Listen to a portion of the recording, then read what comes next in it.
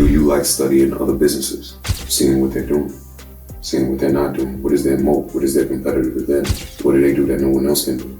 What's their brand? What's their strategy? You should look at your business and see potential ways how it can go out of business. Yeah, you come in your business every day and your goal is to put yourself out of business. You think that entrepreneurship is a little bit too much like romanticized these days? Yes. What industry should you look into if you want to become an entrepreneur? You think we'll ever have another situation like COVID? Yes. It's wisdom in a world that the young generation doesn't care to seek. That's interesting to see. There's someone else I want to maybe bring up, but I don't know if that's... I'm just curious about your opinion about him.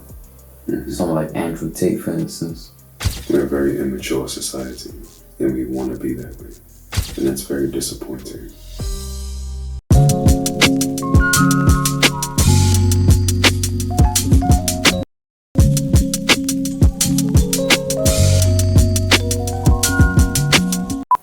Would you recommend people who want to be entrepreneurs to go to school, to business school? Yeah. I would recommend people who want to be entrepreneurs to go to business school because of the experience of being able to learn in a secured environment. So that you can gain a bit of the discipline that's required to be successful at anything. College is the first opportunity that many people have away from home to create a schedule for themselves and follow through on what they told themselves that they would do, because there's no one else there to dictate their actions. There's no one else there to make sure that you get up on time. There's no one that's going to hound you if you miss the class. Your parents don't know which test you fail. They don't know what you're doing on a day-to-day basis. How do you learn to deal with intimate romantic relationships in the midst of having to be disciplined enough to actually pursue a goal without this pressure from your parents on a day-to-day basis, at least? Yes, it's there. They want to know that you're doing well and that you're safe and that you're passing your classes and that you're moving toward a promising future.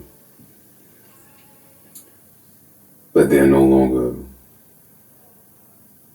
able to have the same visibility that they once did when you was in high school or middle school, for example. Also, the experience that you get with interacting with other people who have the same interests as you, but maybe from entirely different backgrounds. You may have some experience with that, depending on your upbringing, but chances are you won't have as much experience as you'll gain in in college, with dealing with people from different regions of the world, and thereby developing your interpersonal skills. So when you're younger, you may have a family in your neighborhood that's from Sri Lanka. You may have a family in your neighborhood that's from Nigeria. You may have a family in your neighborhood that's from Puerto Rico. And you're interacting with these people. But in a lot of instances, when that happens, you grow up with them. But not every neighborhood has that. Right? And so, how do you deal with people from, and not just 3 families, but hundreds of people from different places? Right? Where they not only have a different native tongue, but they have completely different customs and traditions and festivities that they're interested in. And also different habits as to how they approach relationships and school itself. Like when I went to college, I thought I knew what studying was. I didn't. I realized I'd never studied a day in my life prior to college. but I thought I did. I thought that I was really balancing my life, or at least knew how to balance my life prior to college. And although I may have been doing a pretty good job, college was a different level. Being an engineering student, having three different jobs and a girlfriend, and being a part of different activities on campus, being a part of the student government, and chairing a certain position within student government, being part of other social clubs where you're developing a rapport with different people throughout the college that may be in the same year as you, maybe not, that have different interests, right? And trying to find your way in that. Learn how to network. I didn't know how to network in college. I didn't know how to interview for an employment opportunity. I didn't know how to study for an employment opportunity.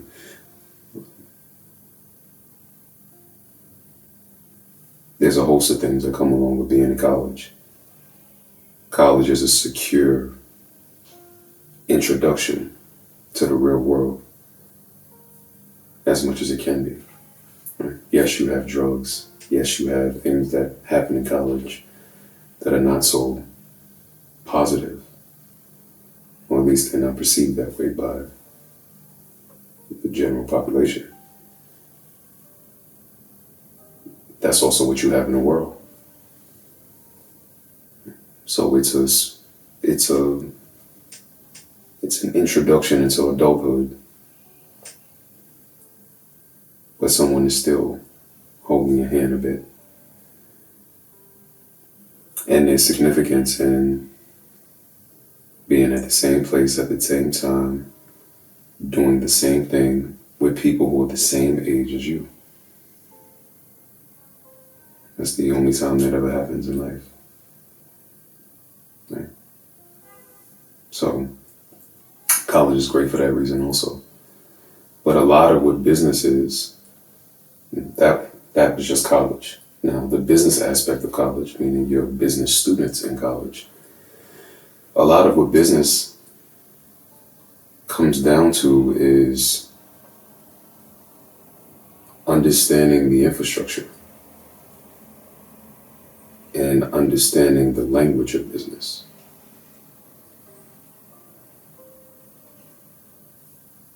If you don't have any exposure, although you may be a creative person, you don't know how to apply your creativity because you don't know anything about the space. And college is an opportunity for you to indulge in the space safely. Because in the real world, when you start indulging into the space, you're sacrificing more than time. You're sacrificing resources outside of that, money, other people's time, other people's money, other people's skill sets. In college, it's kind of like a training ground.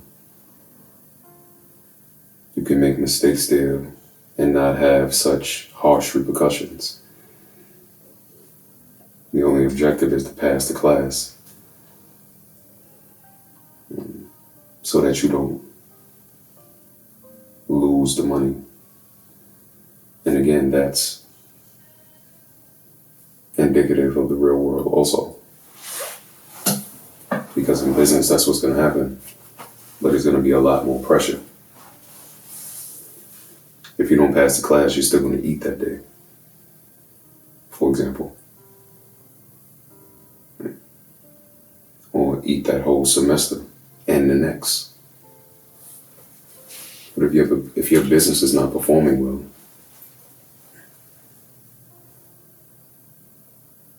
you're going to have some real consequences that are noticeable in your life.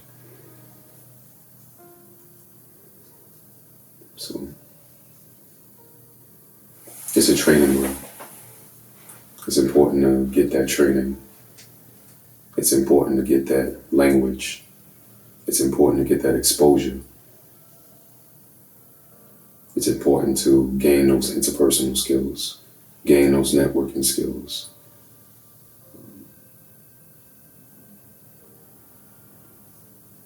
It's important to learn discipline. It's important to learn to be consistent at things that are actually helpful in your life. It's important to gain a better sense of self-control. It's important to gain to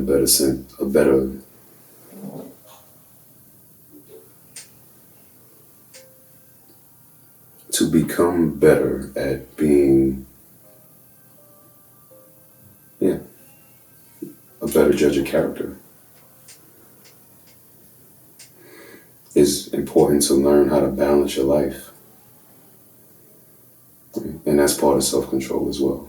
Self-control is creating the infrastructure in your life where you gain the benefit of being consistent at the positive things, at the right things, and being disciplined. Without that infrastructure, it really doesn't matter.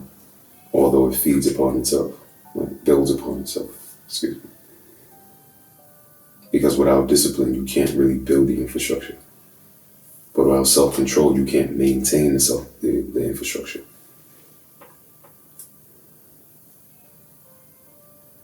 And without consistency, what's the point of even having an infrastructure?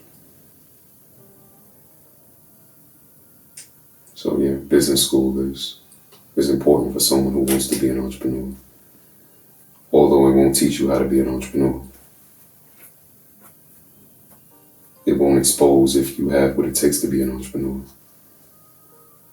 Only being an entrepreneur does that. But it can help you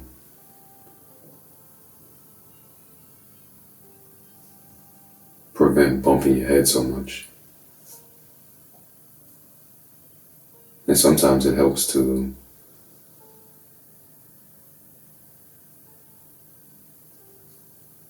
jog your thought process and help you to reconsider if this is even for you. Entrepreneurship is really for you.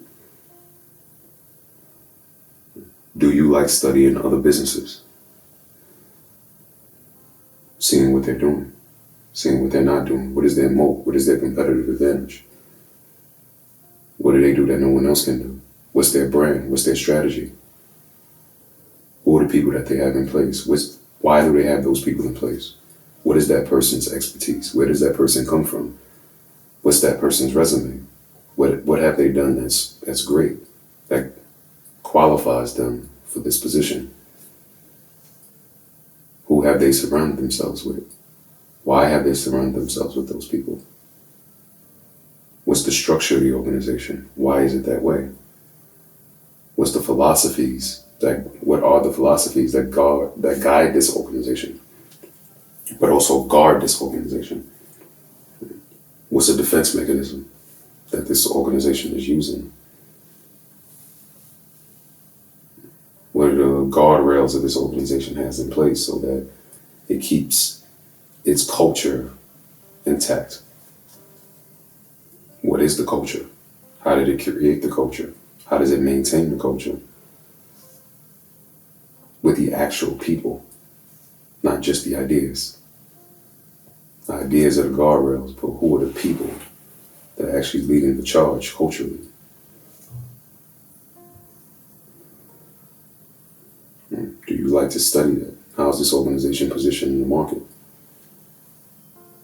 What's their plan for the next 5 years? Why are they not public yet? Is this a SPAC organization? These things are important. If you're not thinking about that, you're probably not an entrepreneur. Being creative doesn't make you an entrepreneur. A lot of people who are interested in business and they find that they're creative, they may confuse themselves as entrepreneurs. But that doesn't make you an entrepreneur.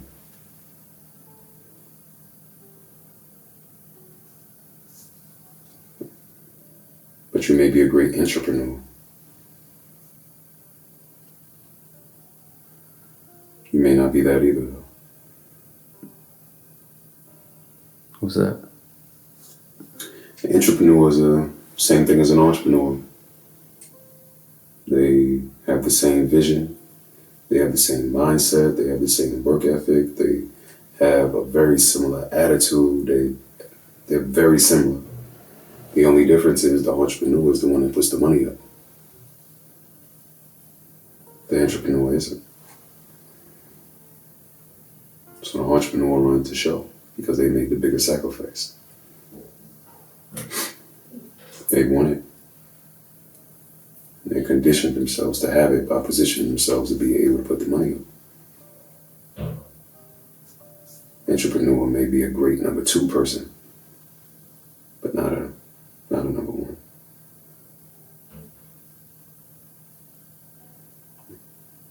Are you the person that's leading, or are you a good support system?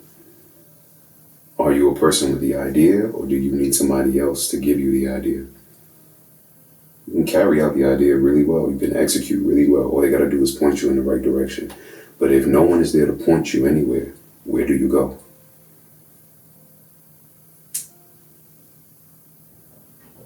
That's the entrepreneur.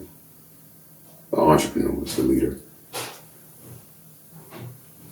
They know where they're going. They know why they're going there.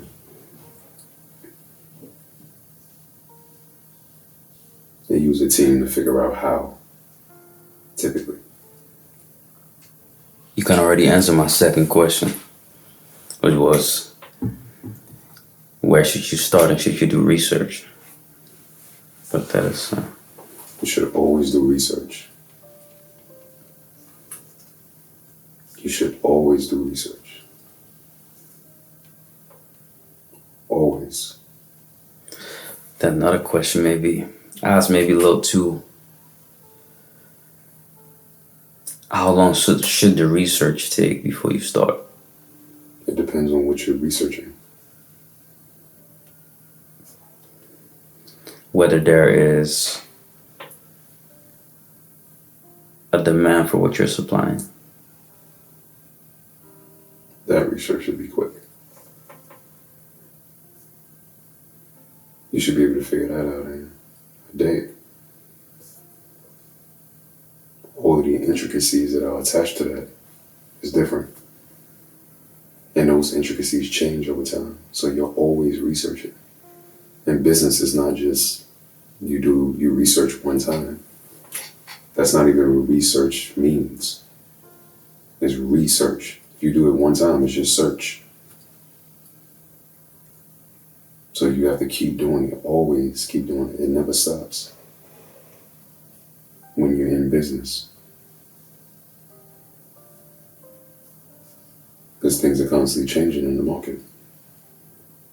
If you want to keep your finger on the pulse of what's happening in the marketplace, you have to keep searching for that information.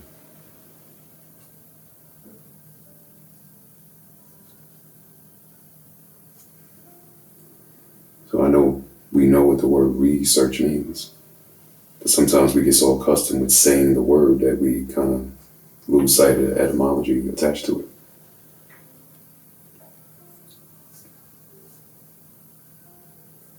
And you should always research. Always.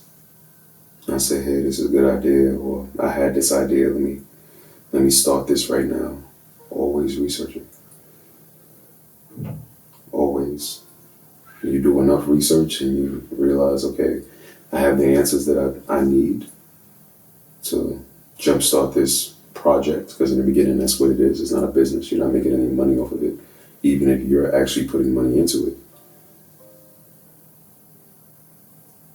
But even after you kick it off, you have to keep researching. That never stops. Or at least it shouldn't.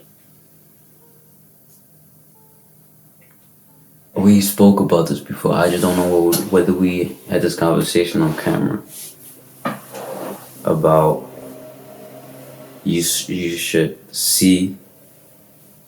look at your business and see potential ways how it can go out of business. Yeah. You come in your business every day and your goal is to put yourself out of business. The objective is to see the vulnerabilities in your business and plug them. Because that's what puts a business out of business. It's vulnerabilities.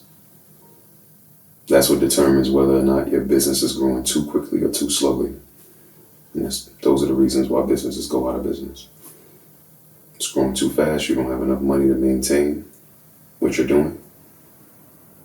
You also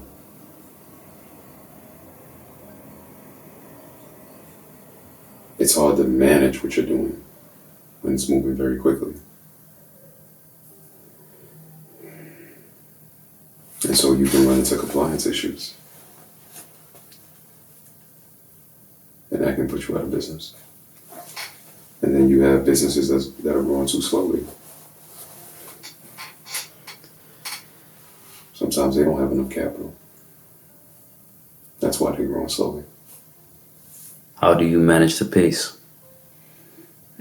That's the golden question. Keep your finger on the pulse of your business. Keep your finger on the pulse of the market. And keep finding constructive, creative ways to be relevant in the market.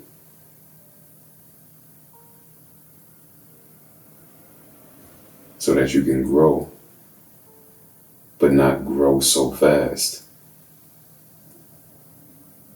that you can no longer keep up with yourself. Or grow too slowly, where you can't keep up with the market.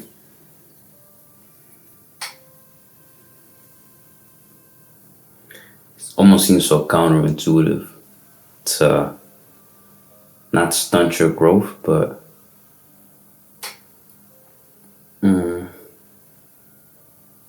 manage or limit your growth. What it would feel like. It isn't. But I understand that it could feel like that. That you cannot meet the demand anymore. I don't understand. That it might feel for like an entrepreneur very counterintuitive to pace yourself when you're trying to go all out. Gotcha. Yes. Yes. Going all out typically means doing the most that you possibly can with the resources that you have available to you. It doesn't mean blowing the resources as fast as you possibly can because you're trying to do so much. The one thing that every entrepreneur that I've studied has in common is heart.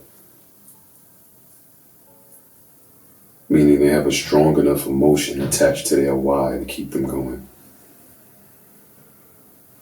If you're Tony Robbins and you have a partnership in business with someone or these two other guys that supposedly have all of this money, y'all embark onto this very ambitious endeavor, and then they both disappear, and now your name is on the contract, and you can't get a hold of these people that you started this business venture with, and this business venture again was very ambitious, and now you're in debt for over $100 million.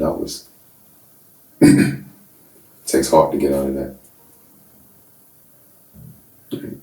So that's the kind of experience that encourage someone like me to look at a student loan debt and say, that's not consistent with who I am.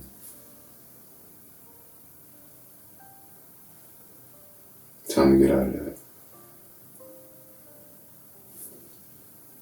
Right. That's not an issue of an entrepreneur at the level that I identify as.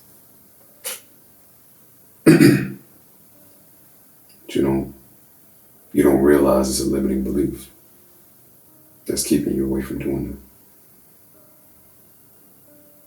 it. And you have that limiting belief because a part of you is still in survival mode.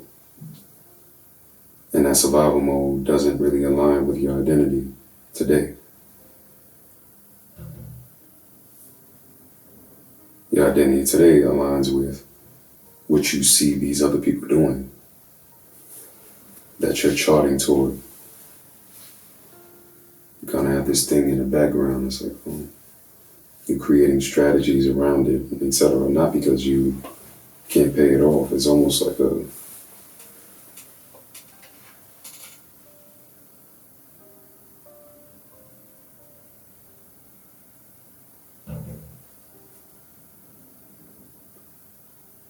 underlying issue with the system at large.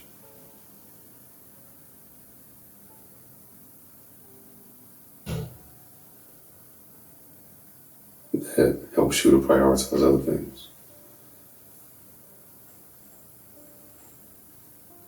Can't cheat the game, though. Can't cheat the grind.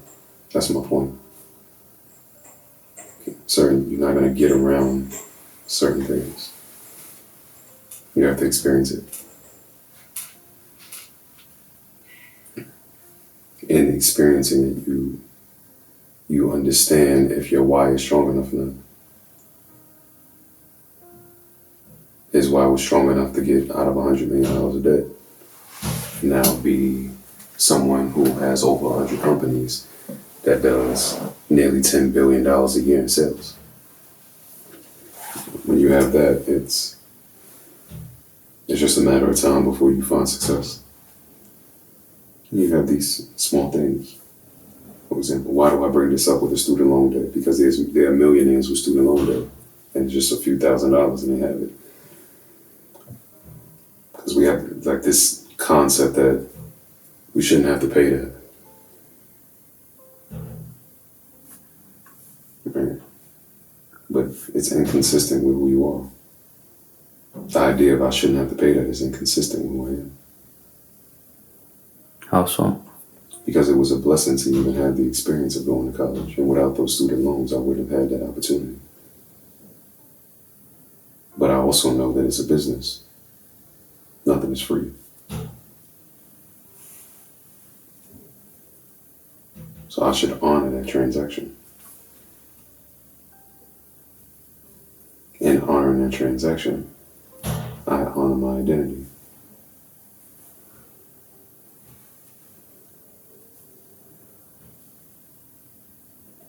As opposed to having a limiting belief that tells me somehow school should be free.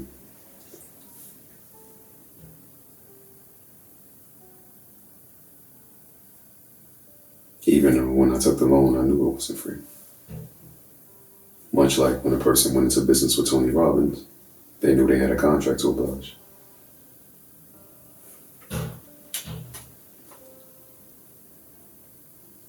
Am I the person that's running off?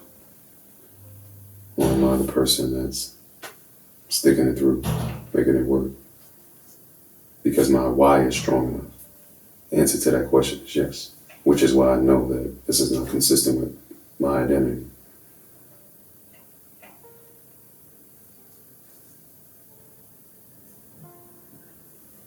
So those are some of the subtleties that come along with studying entrepreneurs. The larger things are like, okay, what do they do in business? How much money do they make? Who do they partner with? Etc. Right? That's the science of it. The art of it, which helps us to feel fulfilled, is these subtleties. You think that entrepreneurship is a little bit too much like romanticized these days? Yes. But it is necessary. The romantic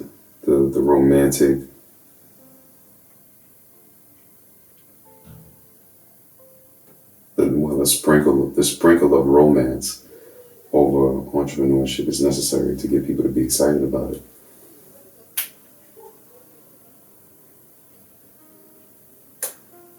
And it has to be over the top.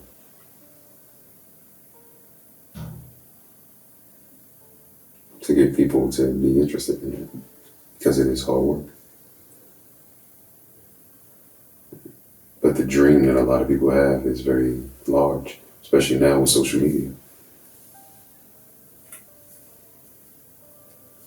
So if I'm going to encourage you to have acquired that dream, which you romanticize, I have to also romanticize the pathway to get there. Which is entrepreneurship. The difference is the dream is really pretty, materialistically. And the experience is beautiful, but not for the reasons that many people think. There are challenges that come along with it, in other words.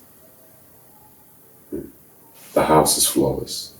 The car is flawless. But the pathway to get there isn't.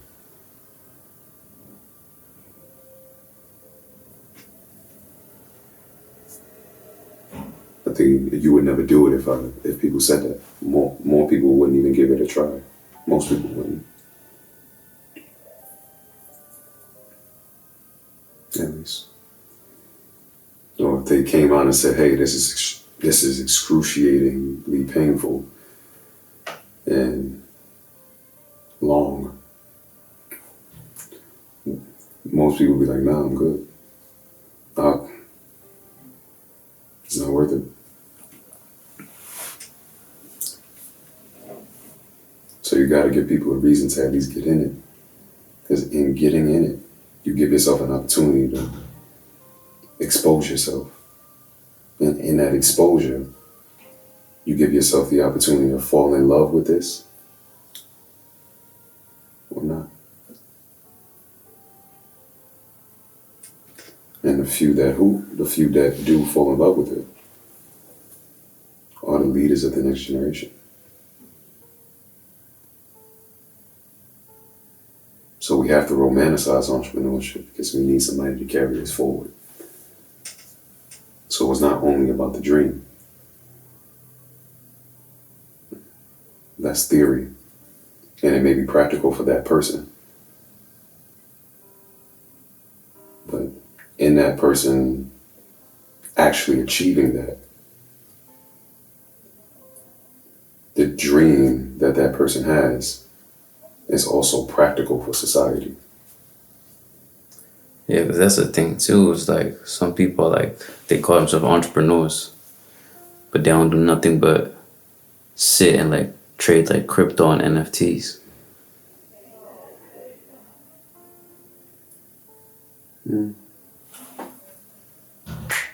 Well, by definition, they are entrepreneurs.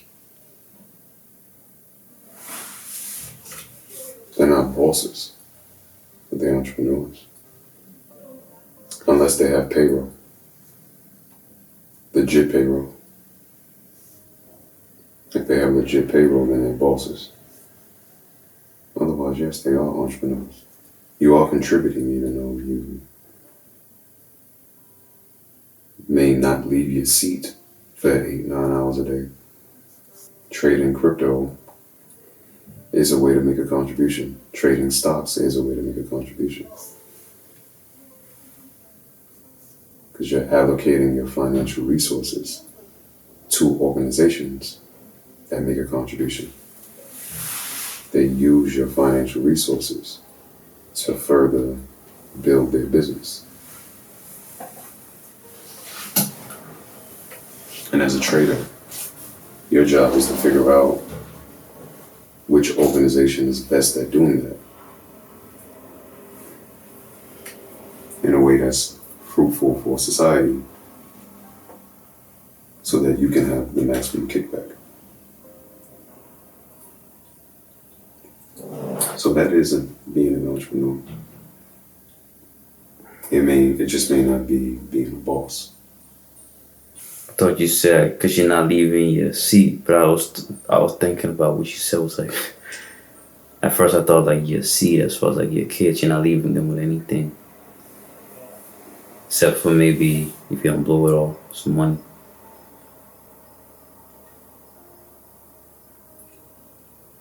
Really, the only thing you can really leave anybody with is an understanding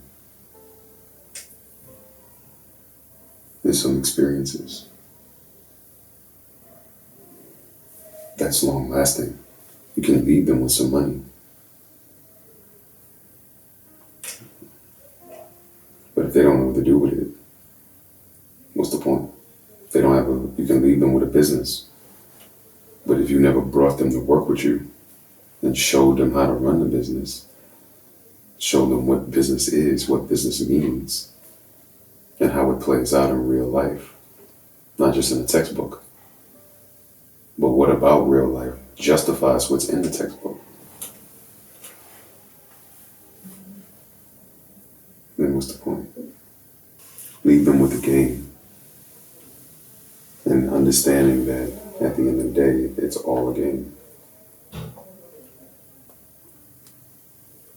High stakes, but a game nonetheless.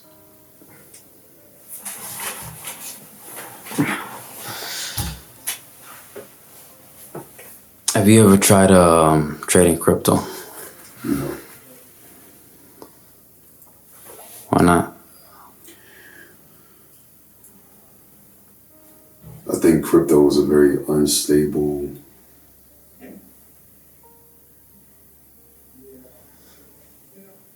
place to put your money. And if you're going to put your money into crypto, for me at least, if I'm going to put my money into crypto, then I want to make the safest bet possible. Trading has considerable risk. So rather than trade, I'll invest. Meaning put my money there and leave it there for 5 to 10 years and see what happens with it. What do you call those government bonds? Treasury bonds? Treasury bonds. Would you recommend those? Nowadays, I don't know. I don't know if I recommend treasury bonds nowadays. But nowadays is a slippery slope. You really, yeah. So I'd just say companies, okay, yeah. And it also depends on your risk tolerance. Right? Treasury bonds, they're not organizations. That's not investing into Apple or Microsoft or Google or Amazon or whatever. That's different. That's like government related. Bonds are different from stocks as well. So yeah, you can invest in bonds, but that's a different experience than investing in stocks. It's a different type of return.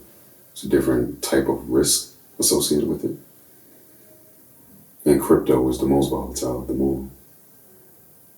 Crypto can drop 75%, 80%. But it can also shoot up 300%, in short time frames. So for people who are not risk averse, they may be interested in crypto.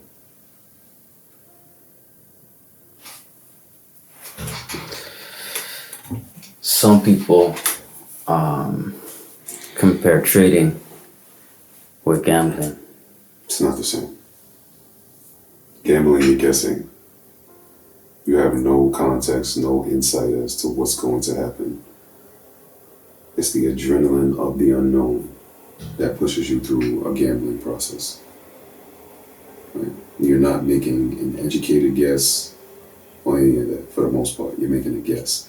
Unless it's poker or something like that, then that's a bit different. But if we're playing CeeLo, blackjack or something like that, then yeah, there's some people who claim to have mastered blackjack, but in most instances that doesn't seem to be true.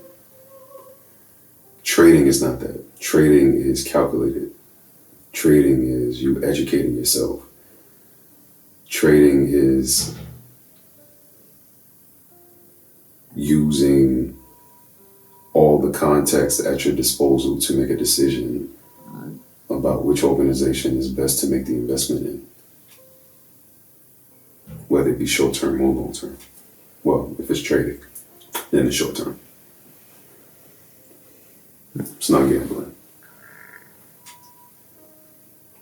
In short, if you trade or invest, you have context that you can use to justify your foresight. Of course, no one knows what's going to happen in the future, but you can justify the decision that you made.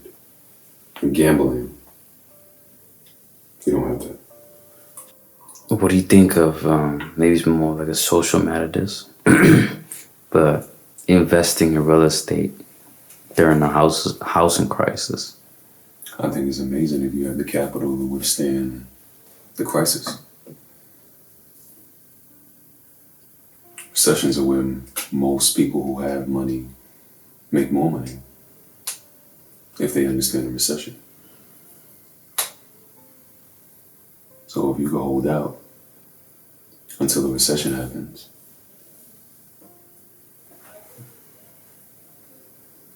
predict when you're close to the bottom or when it's close to its bottom.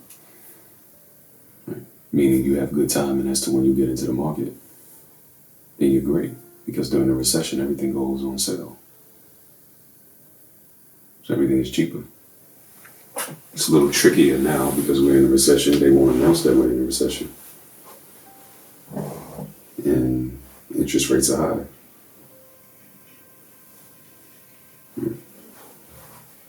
And inflation is real. So it's a very interesting environment to be in right now. So it's not the same as the Great Recession or the Great Depression. Do you think agriculture is like a good place to invest in? Yes. It depends on how much money you have to invest. How so? Because some investments have very high risk and slow returns.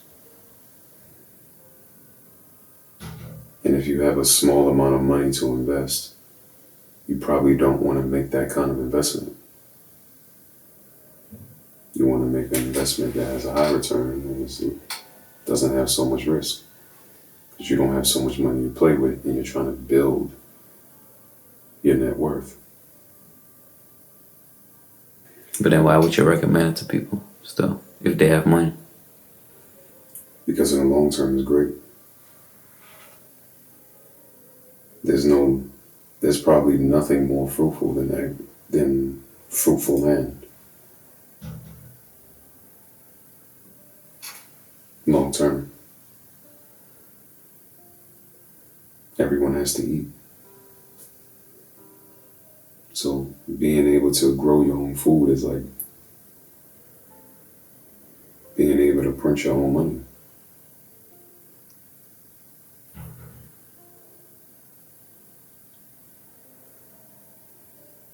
That's why. Because it's expensive. It's not for everybody.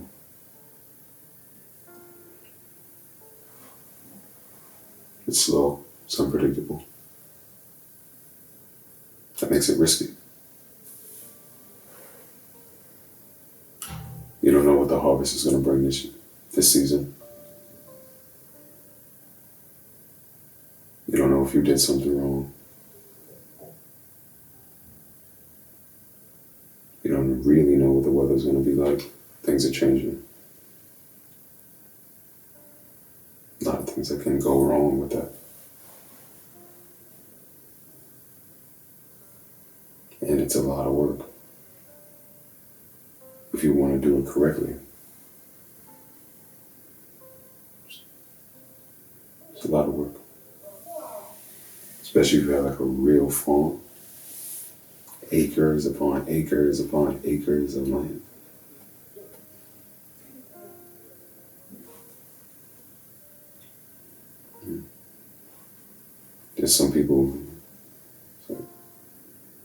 There's some farms that's the size of this country. That's not cheap. If you had to make one choice, you can only invest in one. Would that be agriculture, real estate, oil, or tech? Tech. Because tech is penetrating all of those different industries.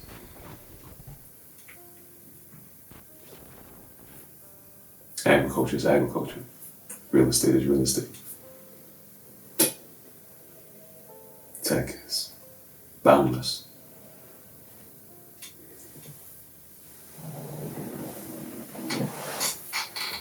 It could be a part of every human experience there is. Just about. So, definitely tech. Where do you think tech is going to be in 50 years?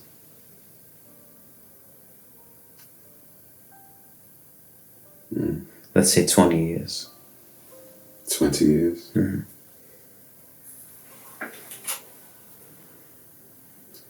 Not that far from where it is now.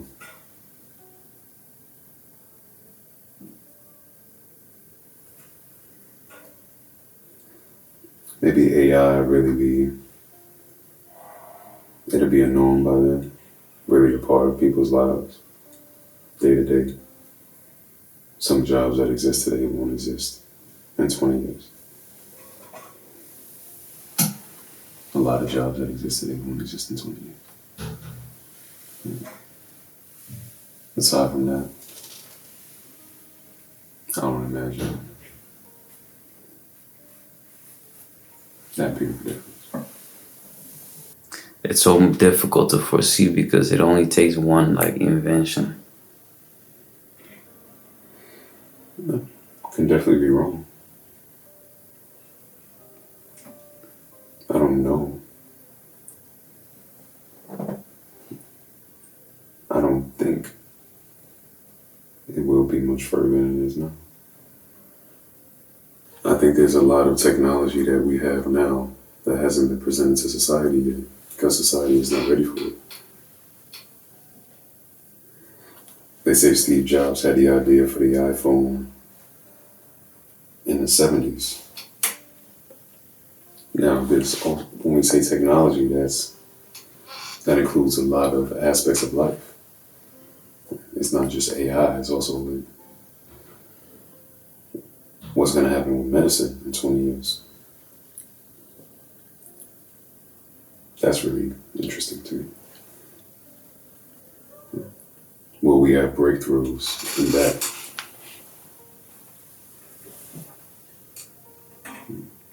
What's happening with aging in 20 years?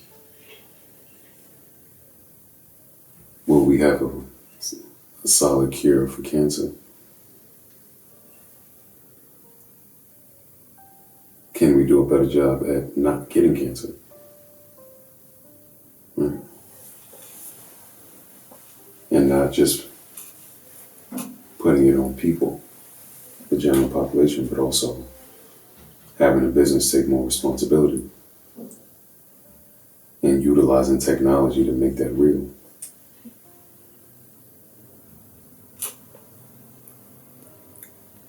Be interesting to see. Do you think you need to be tech savvy in order to invest in tech? No. You need to understand the direction that tech is going into, the problem that tech is interested in solving, any interest that the society has in that issue being solved.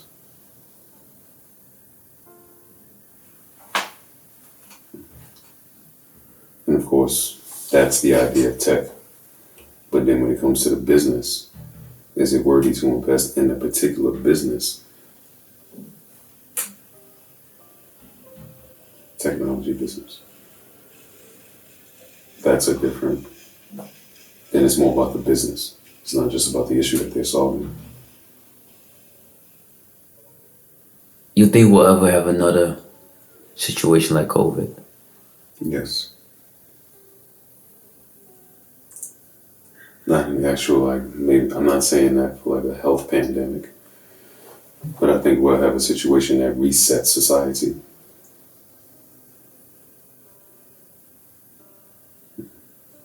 The Great Depression was that. Spanish flu. We've had some famines in the past where that's happened.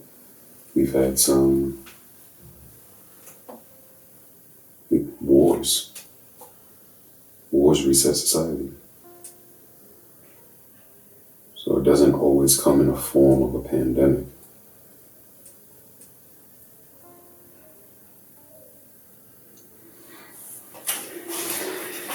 Yes, I think society has countless resets ahead of it.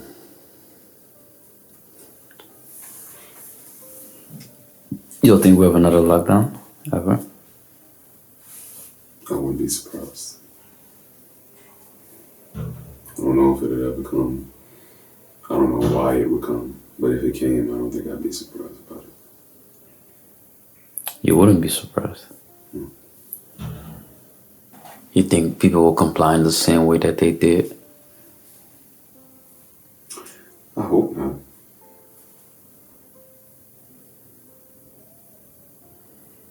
I hope people wouldn't comply in the same way that they did if we have another lockdown or pandemic or reset.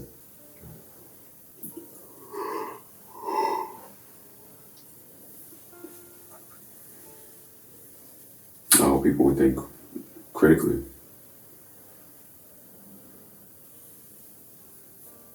And respond accordingly.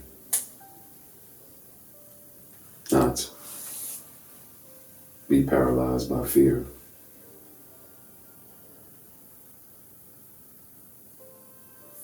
And so they allow that feeling or that emotion to overpower their intelligence. I hope people would choose love. Love for life. And sometimes fear feels like love for life. Because you love living, you fear dying. Because you fear dying, you never really live. In what way did COVID reset society? In what way did COVID reset society? COVID gave society an opportunity to not be distracted by the typical day-to-day activities that had become habitual for society.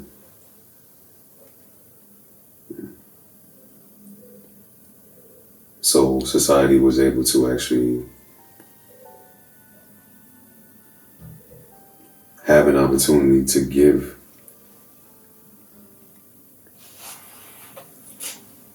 ideas and certain activities a proper place in people's lives. Revisit the concept of the importance of family. Revisit the concept of the importance of home. If you notice in COVID, a lot of people started fixing up their houses again because they were spending a lot of time in their houses and seeing what hadn't been done. Right? So the question becomes, how long were you living under those circumstances before you noticed or before you created time to actually address that? That same thing happens in relationships. Realizing a community that you actually don't have. You thought you had a community because you were out and about every day. But in how many instances was it out of sight, out of mind? Because you weren't out and about. You didn't see anyone. You didn't hear from anyone. Right? You weren't able to create any new memories. Are you really happy? COVID allowed a lot of people to address that question. Am I really happy, or am I distracting myself with things that I'm hoping will make me happy? Have I delegated the responsibility of my happiness to someone else or to some circumstance? What's happening with my health? A lot of people were afraid of COVID because they weren't living healthy lifestyles.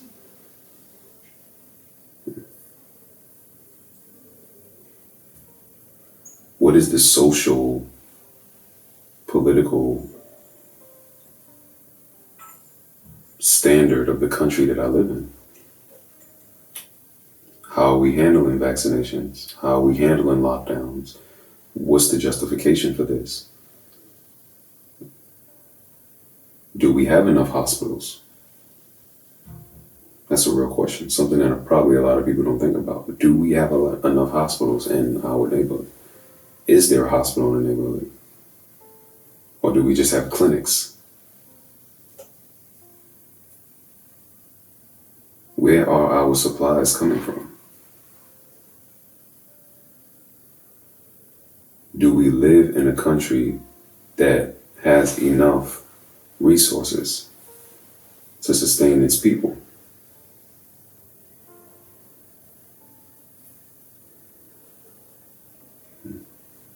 When was the last time I told my mother I love her? When was the last time I was around my mother every day before she got, or calling my mother every day before she got COVID?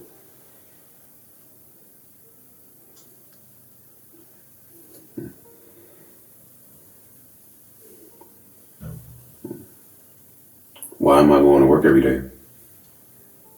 If I can do the same work, if not more work from home faster, more efficiently, and have the work actually be more effective. Do I like my job, or do I just like the people that I work with?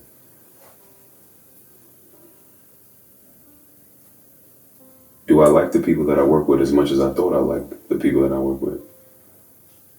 Because now that I'm actually not seeing them on a day-to-day basis, I'm actually happier.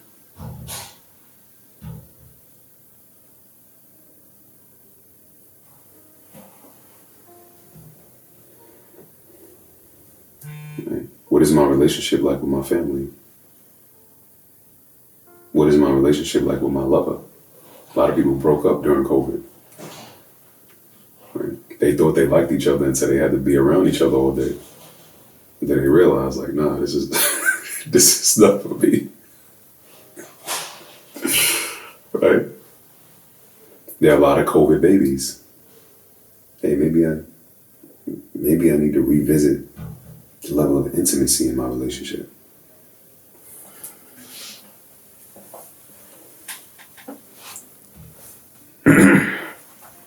So there are a lot of ways that COVID reset society, gave society an opportunity to look at social issues, like the George Floyd situation. That's been happening. And people in America have been screaming that. Black people in America have been saying that for a long time.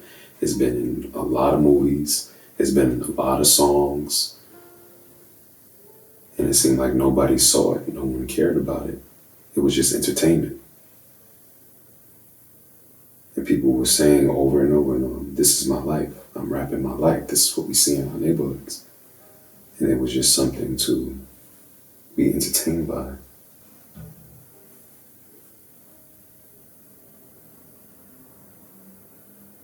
You think COVID is the reason that it got so much? Definitely. Right. Absolutely.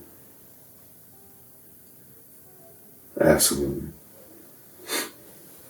People are way too distracted otherwise to see that and care about it. Because it's been happening. Those things have been happening. But when you have the opportunity to be distracted by other things and you don't have to sit with yourself, you can act like you didn't see it. Or if you did see it, you can get over it faster.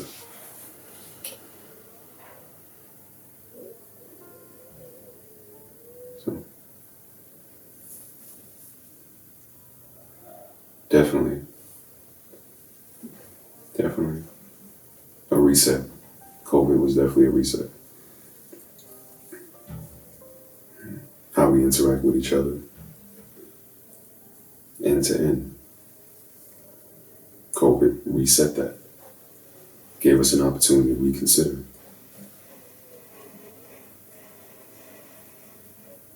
And do things differently. And I think one of the biggest things that COVID did was it gave us an opportunity to focus on life and not just money.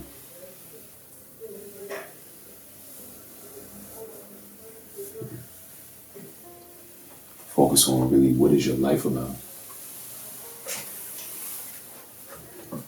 Your life. Not your friend's life that you want to be a part of or that you thought you were a part of. Not work. What do you have if you don't go into work every day? What do you have? A lot of people lost their jobs during COVID. Without this job, who are you? Without these colleagues, who are you?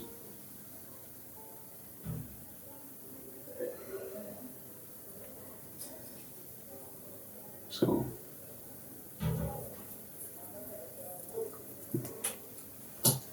COVID was a way to recenter.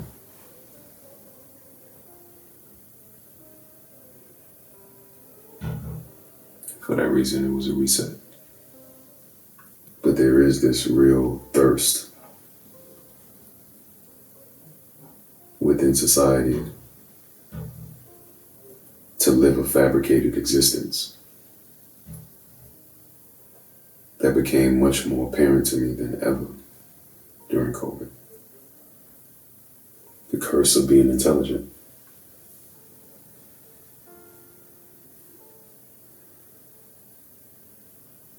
Smart people can make anything make sense. We went from a society that wanted to research everything and prove everything to telling people not to question what people were saying.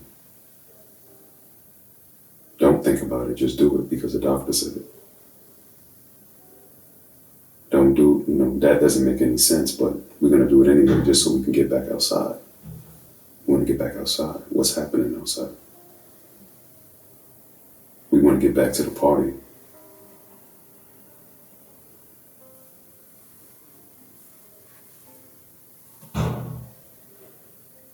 That was very interesting to see.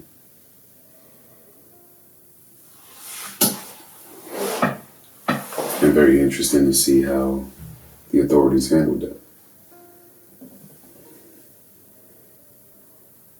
In the adoption of technology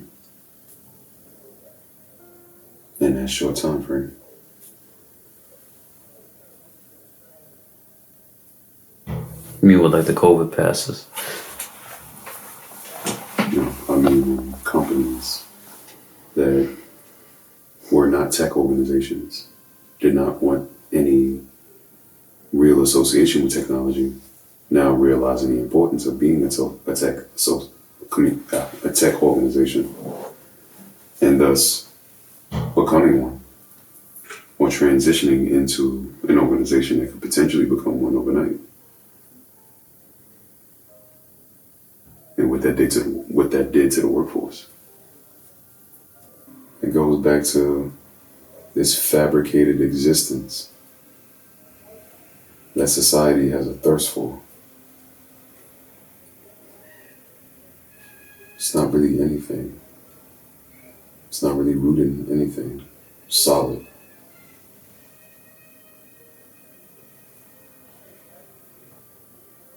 Let's get together and do what? What is it going to mean?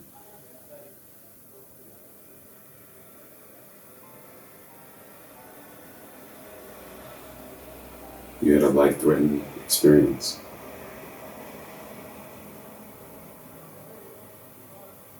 Do you want to acknowledge that?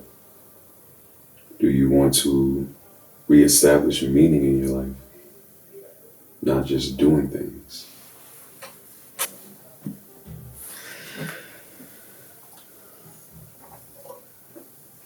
And because I have so many questions still, that it's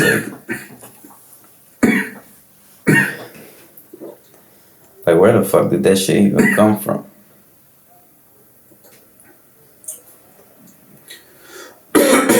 What does it matter? I'd like to think that it could maybe prevent it from like happening next time. What does that matter? It would just be something else. Like a new disease. It could be a new disease. It can be a war. It can be a financial correction. It can be a recession. It can be a depression.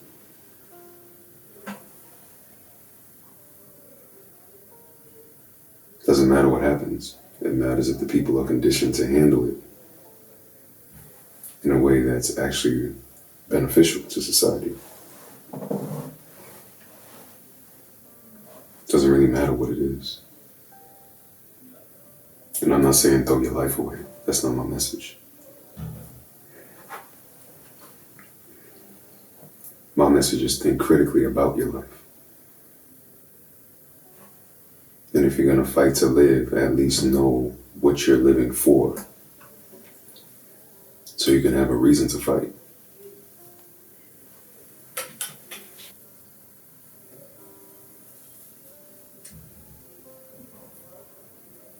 Because without substance,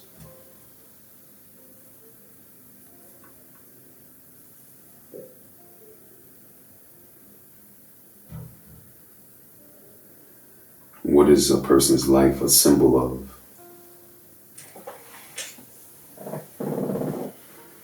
We're a very immature society.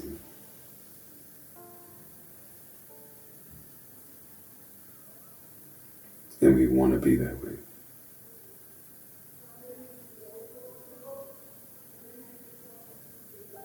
And that's very disappointing. You think this generation is less mature than like the boomers? Yeah. In what way?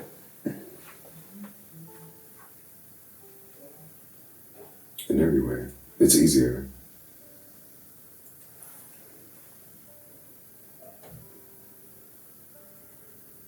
The boomers had parents that experienced war. We don't, unless your parent is from a third world country. And even if your parent is from a third world country, the child is so far removed from war that they don't even respect the experience of the parent.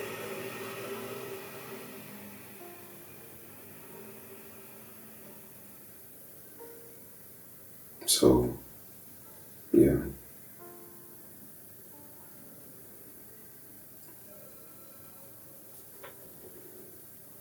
It's wisdom in a world that the young generation doesn't care to seek. That's interesting to see. Our generations today want to stay younger longer.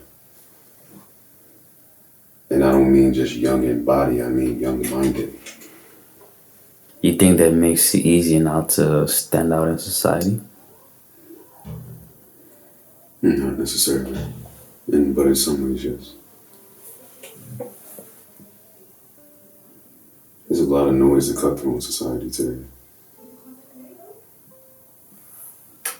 But if you can cut through, yeah, it makes it a little bit easier to cut through. But you really have to have the diligence to stick with it to cut through.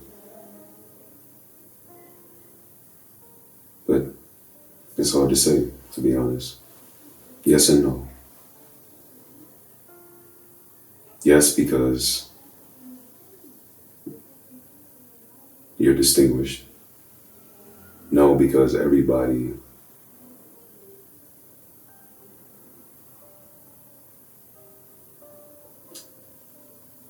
profile looks distinguished, even if they aren't.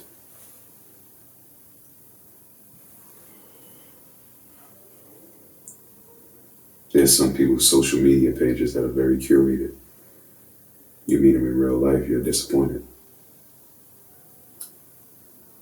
So for the person that's really that, it's hard to see that. Because typically your first encounter with someone is a virtual one.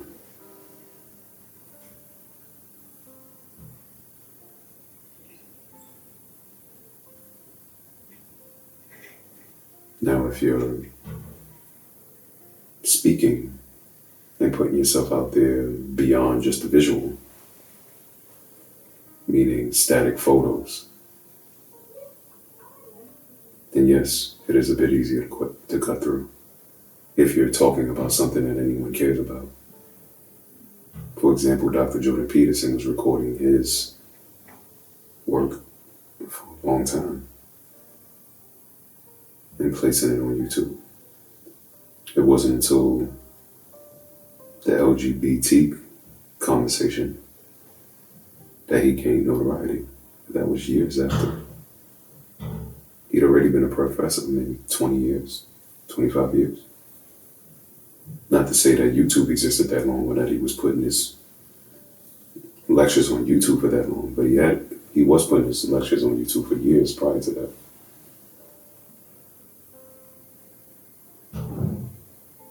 Why is there only one Dr. Jordan Peterson? There are a lot of people with psychology degrees. That is a very popular study.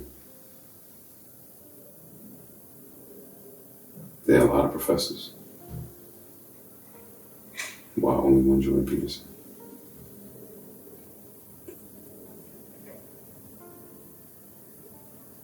A lot of people who supposedly care about some of the same things he's talking about. A lot of following.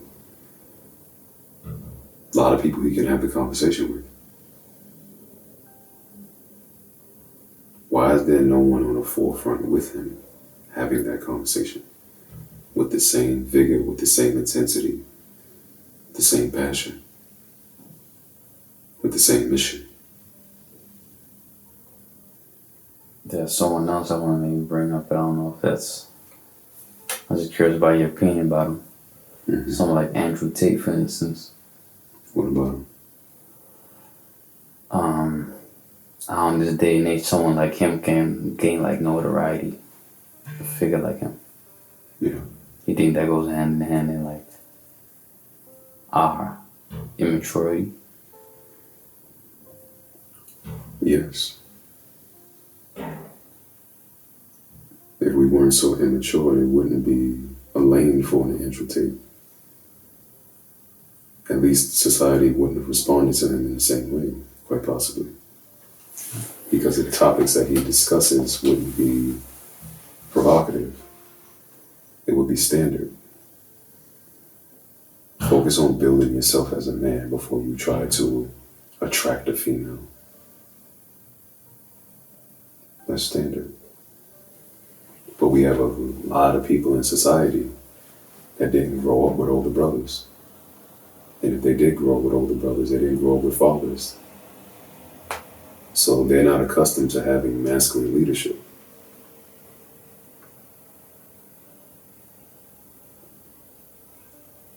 That's why a lot of people love Dr. Jordan Peterson. Because he's a representation of masculine leadership. Not bravado, not some of those things that we can attach to Andrew Tate. Andrew Tate is also still young, right? Which is why the people who follow him are in their 20s, predominantly. Right? Yes, you have some older people who may agree with some of the things that he says, but a lot of the people that are really like diehard Andrew Tate influencees are men of a younger age. Or boys, really, who lack masculine guidance. And so they find him appealing. There's some other men, young boys, who lack masculine guidance and don't find him appealing, but they don't have anyone that they feel that they can follow. So they're trying to figure it out in the world without any real direction as to how to even think about anything. They don't know how to process information. So it's available. This is what Patrick Bet-David talks about, what he wants to teach his children. How to process issues. That's the number one skill, how to process issues. Because a lot of young boys are growing up, they don't know how to process young issues. They don't know how to process issues. And they grow up in a single parent household, so they're accustomed to taking instruction from women. They're accustomed to following the lead of a woman. They're accustomed to taking criticism and feeling like they gotta eat it. They gotta swallow the criticism. They gotta accept that criticism from women. They're accustomed to feeling belittled and chastised by women, chaperoned by women. The The subconscious conditioning of that is something that we've underestimated.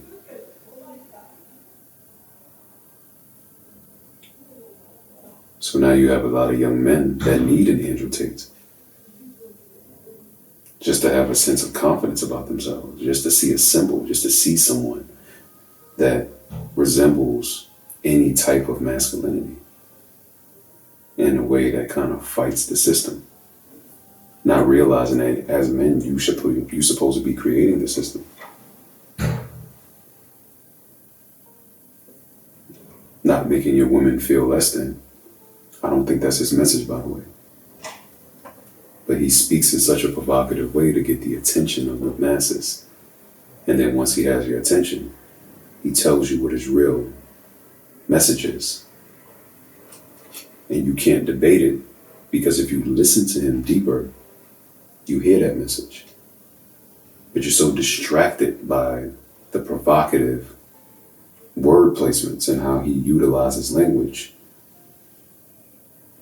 that you may feel that he's saying something he's not saying. But when you're in front of him, he puts people in position to think, not feel. And he capitalizes. And he understands that's what society doesn't do. They don't think.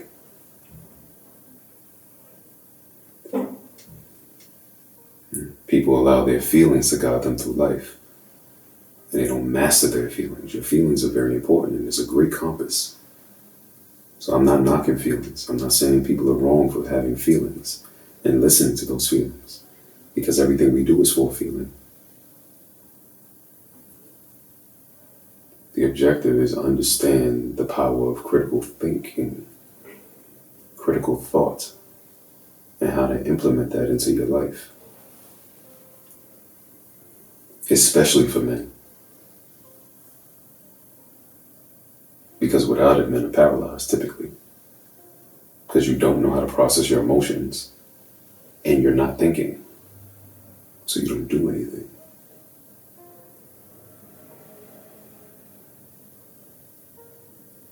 And if you don't do anything, you don't have enough experiences to learn how to process your emotions. To learn what to think about and how to think about it. So you just end up following.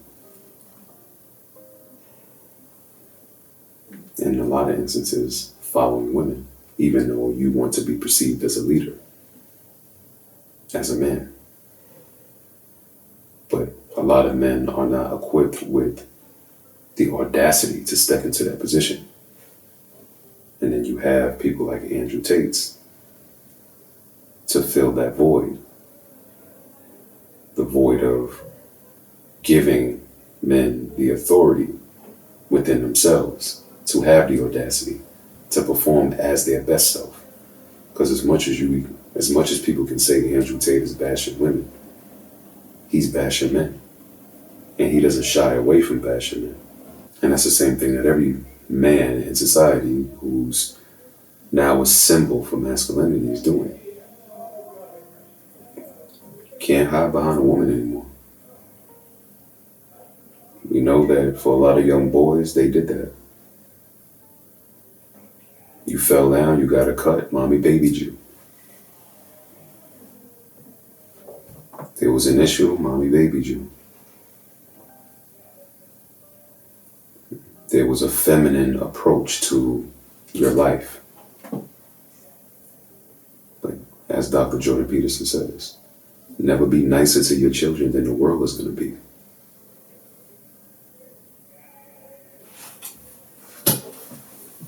Because it paralyzes them.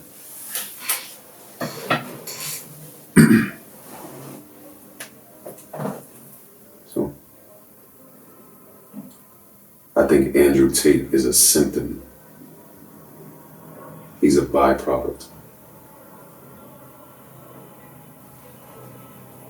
of the current circumstances of society. He's a symptom of the current circumstances of men.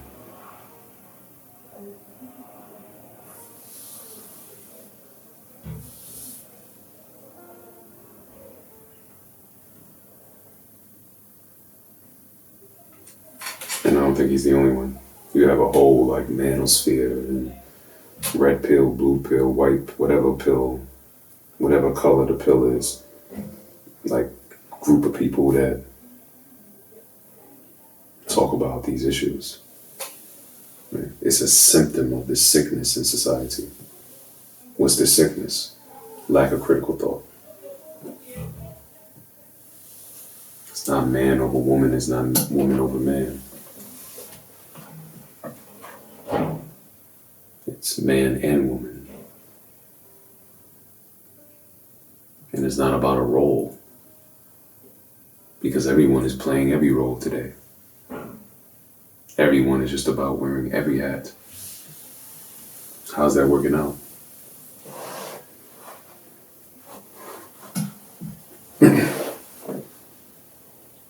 Because no one really wants to do that. And it feels nearly impossible. So everyone is pretty much failing at it. But we're fighting for it. This is this thirst for this fabricated existence that I'm talking about. I think people are trying to like this kind of like the trial version, like it's kind of new, and people are just trying out see what it amounts to. People are. It's not new. People are definitely trying. Like, for example, if you have certain things in society that have been in society for an extended period of time, it's probably for a reason. Like Nip said this, when he went to Eritrea, he seen that everybody was eating at the table together. It's like really the first time that he'd done that for weeks on end. Like this is a tradition that has been here for a while. It's probably a fruitful experience. It probably works for something. I don't know what it works for because he had no experience doing it. But there's some benefit to this. Right? That's kind of like roles. How did they come up with roles? You don't think that we had a time when people was just doing whatever and we realized that does not work? Let's figure something else out. Like it's like the first time in 10,000 years that we just pondered upon the idea of let's shy away from traditional roles. This goes back to the conversation on time being cyclical. It seems linear, but it's cyclical. It doesn't repeat itself, but it rhymes. We're doing the same things in different ways. But we have gates, we have windows where we can evolve. But if something happens this way for an extended period of time, instead of thinking about how we can actually grow as a people, okay, we got that figured out. Let's build. Let's build on top of this and create something amazing. We say, nah, I don't like that. I don't like that it's that way. And then we dismantle it and go back into the circle. It's like, yo, we figured out sanitation. Yeah, but we don't like that. Let's just destroy it. And let's go back to the old way of doing things. Just to be reminded why we needed sanitation. It's not like, oh, this doesn't work, let's find a better way. That's fine. But find a better way, employ that better way, test it, see if it works, and then dismantle this one. Right? But use this one to build that one.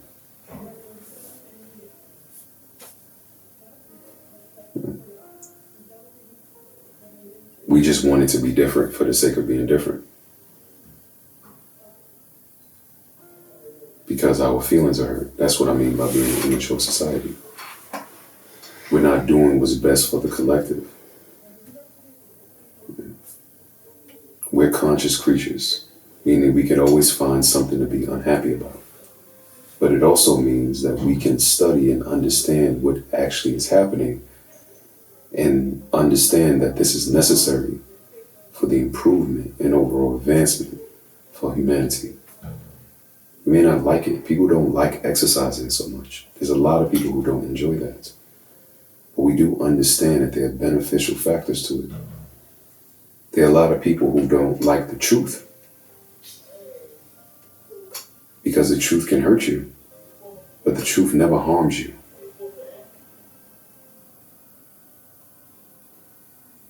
And we're running from things that hurt us, which eventually leads to us doing the things that harm us.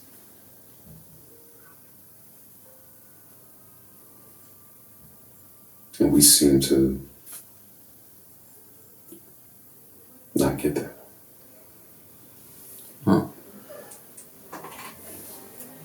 All of a sudden I had like a clicking moment, but I haven't really pondered upon it too much. But it kind of goes back to our conversation that we had 2 weeks ago about young women and plastic surgery. I feel like the value of a youthful woman in this childish society is so grand that in order to, like, really, if you are like on social media a pretty woman, you have the world at your feet. It might feel like. For 10 years. Right. It might, but you're trying to elongate that. Yes. How? You can't. But you're trying to do plastic surgery. Right. Yeah. So that was kind of like the clicking moment I just had, like. Mm-hmm. Like, kind of came together. So that's how it has to happen. We talk about something and 2 weeks later it clicks. No. It clicked. We had this. I'm joking. Right. I'm joking. Okay. But just like how it all fits into society. It all fits into society. It all fits into this fabricated idea that we've created of what a society should be. We're not focused on real things. Right? The fact that there's beauty in every phase of life. You're not only beautiful as a young woman, you're also beautiful as a grown woman. As a 40, 45-year-old woman, that phase is beautiful as well. A 60-year-old woman is beautiful as well, not just a 20-year-old woman. And I mean it physically. I don't just mean like, oh, you got wiser, and those things. Yes, that's true. Yes, that's more important. But I mean physically. Right? I'm not saying I'm attracted to a 60-year-old woman. I'm not a 60-year-old man. I'm saying I can see the beauty in a 60-year-old woman as a 35-year-old man. I'm not expecting a 60-year-old woman to look 35. And that's the only way for me to see any type of attraction in her. No, I can see that she's attractive at 60. I'm not attracted to you. But that doesn't mean that there's no beauty in this phase of your life. But at 20 years old, I get it, because everybody seems to be attracted to you. Older men, younger men, men your age. At 60, maybe men your age are attracted to you. Or not, actually. They're attracted to the younger woman. Maybe men younger than you are attracted to you. Or men that are 80 might be attracted to you if you're 60. But when you're 20, everybody's attracted to you, even with other women. Right? Because we have this infatuation as a society to focus on the youth of a woman. Not so much the youth of a man, the youth of a woman. Or girl, really.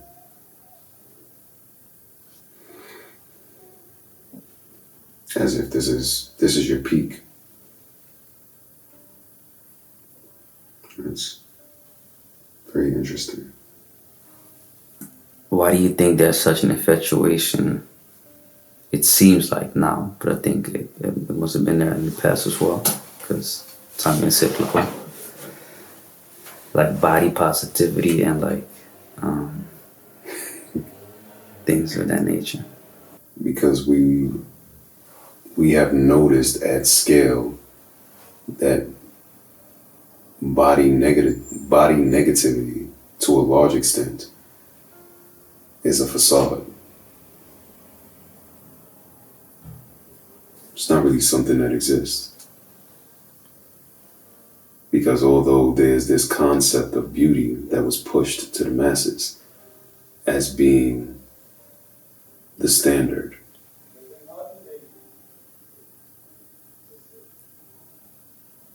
that's not the only thing that people are attracted to. So it didn't happen that way in real life, right? And what social media did was it dismantled normal, the concept of normal, and thereby dismantled all taboo. There is no taboo anymore. Everything is normal now. So whoever you are, however you are, whatever you are, you can find your tribe. That was the beauty of social media. So you were told that you weren't beautiful your whole life, and you posted a picture on social media and started to get all of this notoriety from people who liked that.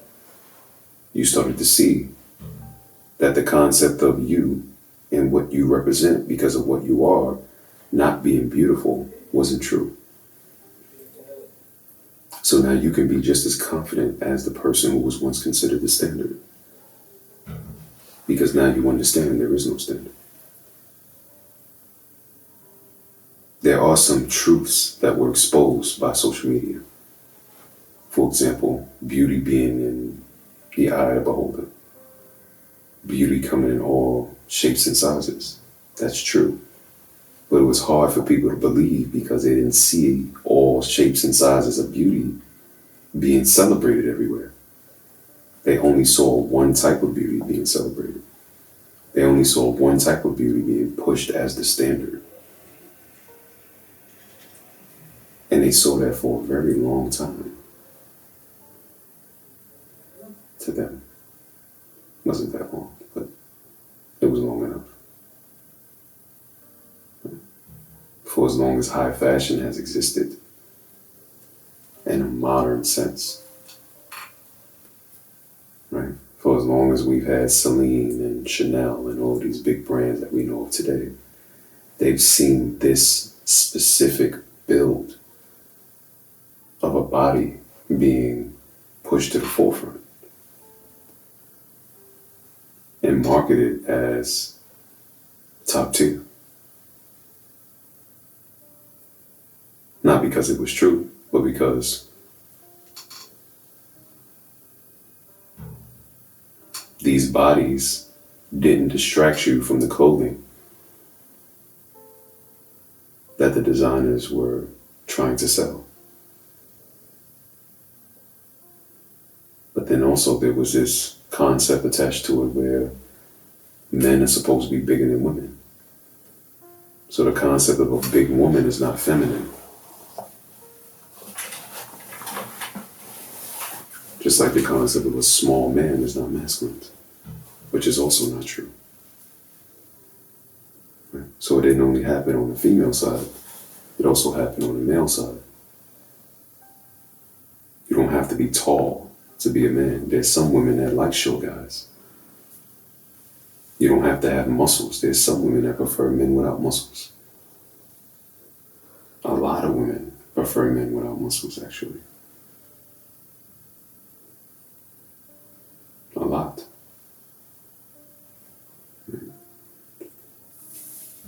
So, all of those things were challenged. All of the different aspects of body negativity were challenged on both sides, men and women. And rightfully so, I think. You think that it might have gone a little bit overboard by sometimes celebrating bodies that were unhealthy?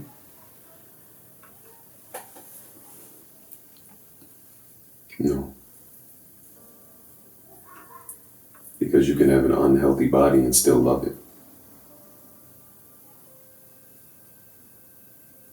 How else would you become healthy?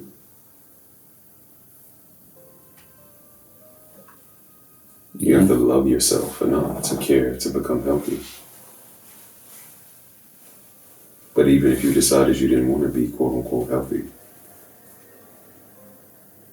you could still love your body.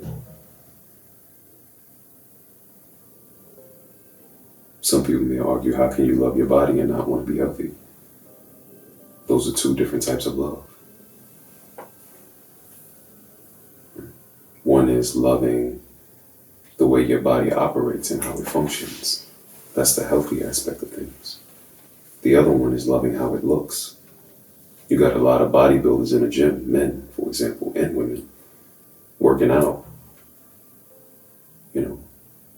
building their bodies in a way that's not healthy, but because it's muscular, people think that is acceptable.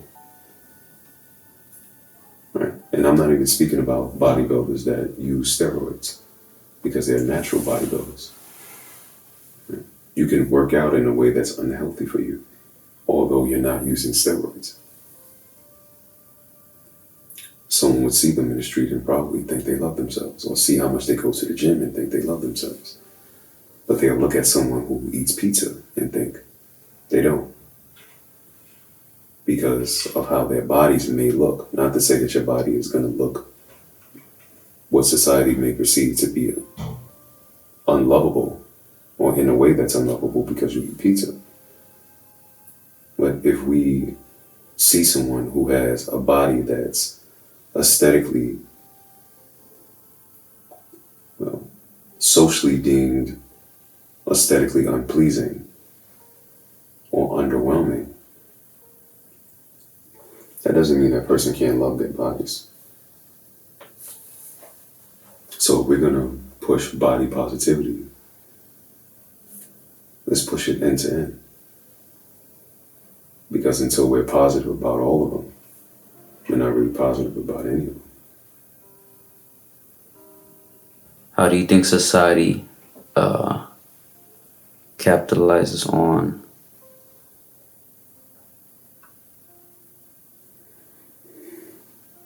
lost sense of critical thinking, masculinity, and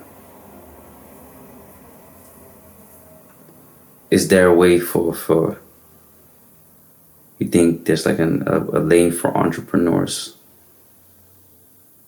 in that? Andrew Tate.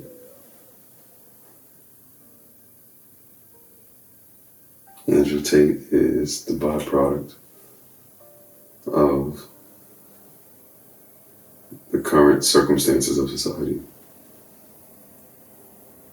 A sick, uninformed, and non-combative society of men. Because he's not really talking about women. He's talking about men. You think that's a healthy way of combining these things? I'm still trying to. You think that, and if so, is there even traction for it? Is there a healthy way for combining one? To sense the state of what it is now, the society, entrepreneurship. And is there a healthy way? Entrepreneurs are always capitalizing.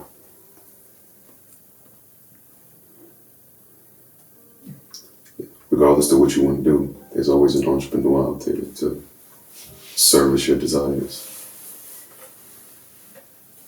So if you want to be non-combative, however that shows up, there's an entrepreneur to service that. If you're very agreeable, however that shows up, there's an entrepreneur to service that. If you're ill, we have a whole pharmaceutical industry that would love to service you. So we have a lot of doctors. We have a lot of tech companies. We have a lot of coaches that would love to service you, regardless to what the illness is, whether it's physical, mental, emotional, spiritual, or financial.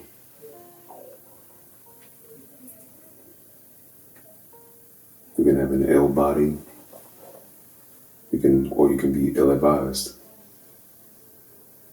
Anything on the spectrum, you have entrepreneurs that are interested in servicing you, or who have provided a product that can service you.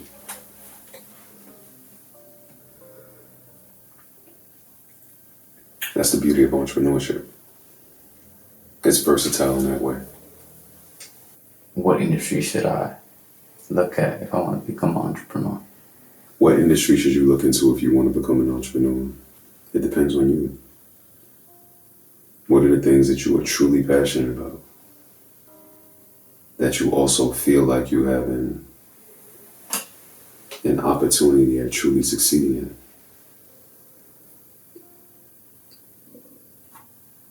And how do you think you would do that? And if you have the understanding of that, you can back out the industry that you should go into.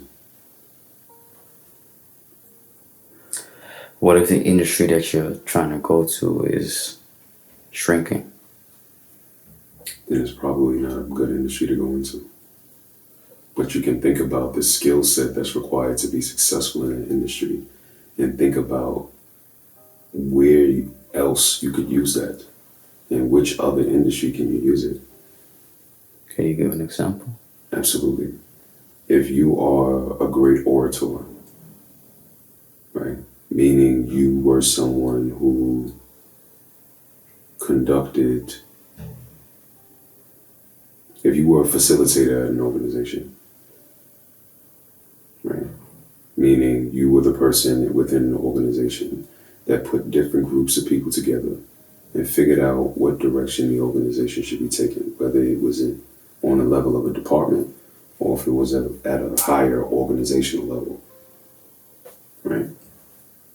Where else could you utilize that skill set if that organization was to shut down? Or if that industry wasn't an industry that you saw yourself in anymore? Give you an example for myself. I went to school for industrial engineering. Really, it was engineering management. It was once called industrial engineering. But when you think about engineers, you don't think about the management capabilities of an engineer, because most people don't think about engineers being people. So they changed the name from industrial engineering to engineering management to highlight the management capabilities or the business capacity that an engineer could have as well. I started my professional career. So I went to school for industrial engineering. Right? I think I explained what that means. I started my career out as a project engineer for a small subcontracting construction company. Right? From there, I moved to a financial analyst at that organization. And I stayed within that role for quite some time. I think it was about 3 years at different organizations. Then I moved so I went from engineering to project management to consultancy to retail, fashion retail. Then I went to home goods retail, right? And I was able to leverage my experience as an engineer and my experience as a financial analyst to land a fintech opportunity later on in life, right? Fintech being finance and technology, right? And then from there, I was able to utilize really my project management skills and my tech skills to into the realm of product, which is pretty much product development, right, from a tech perspective, and then build from there. But I started as an engineer, right, and I wasn't a coder, right? So it goes to show you how one skill set can be transferred from one discipline to another discipline in a different way, of course, but it can be done. And especially if the root of whatever it is that you're doing in those disciplines is what you're passionate about. So if you're, yeah, if you like numbers, you can be an engineer, you can be an accountant, you can be a multitude of things. So they say, but that's not true. Because numbers mean different things in different circumstances. So you actually have to like the context in which you use those numbers. And if you like that context, then think about where else, meaning which other discipline would utilize the context the same way. Have you seen what happened in Hollywood with the strikes? I haven't seen it, I've heard about it. How do you think the creative industry is gonna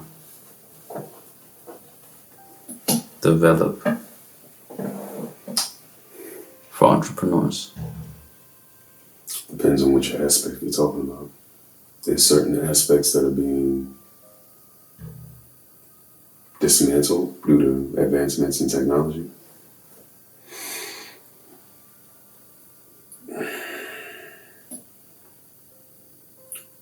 But part of being a creative is finding new ways to utilize the current circumstances to benefit you. So who's to say how this is going to materialize in the future?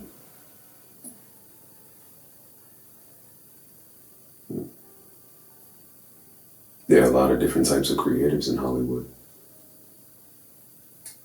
So which one are we talking about exactly? If we're talking about actors, then not much can replace an actor. It's just a matter of where the attention of the people are. Do you care about films or do you care about shows? Do you care about the whole build-up of a movie, or do you just want the movie to be released? Do you care about big-name actors, or do you care about storyline? Are you looking for something new, interesting, different?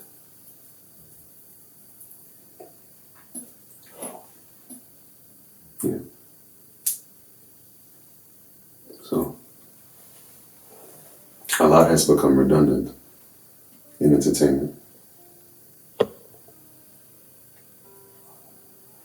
across the board, whether it be photography, music, movies, paintings, clothing, like a lot of the different ways in which we used to use for artistic expression are kind of being standardized now.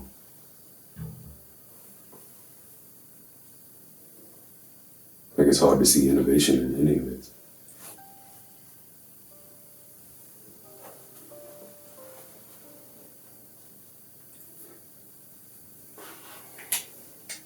Like all the classics are being reintroduced. and recycled.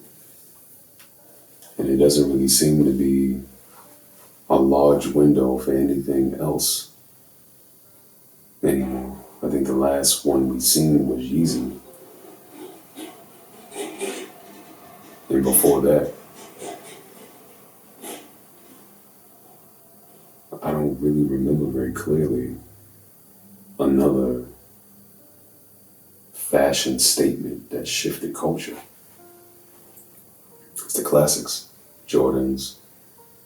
Now it's like the classic New Balance.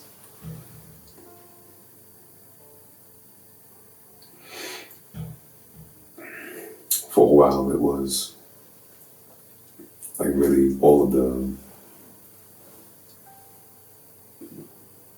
more distinguished fashion houses. So like Fendi sneakers, or Balenciaga sneakers, and Alexander McQueen sneakers, and those types of things that had a moment. But it seems that has run its course as well.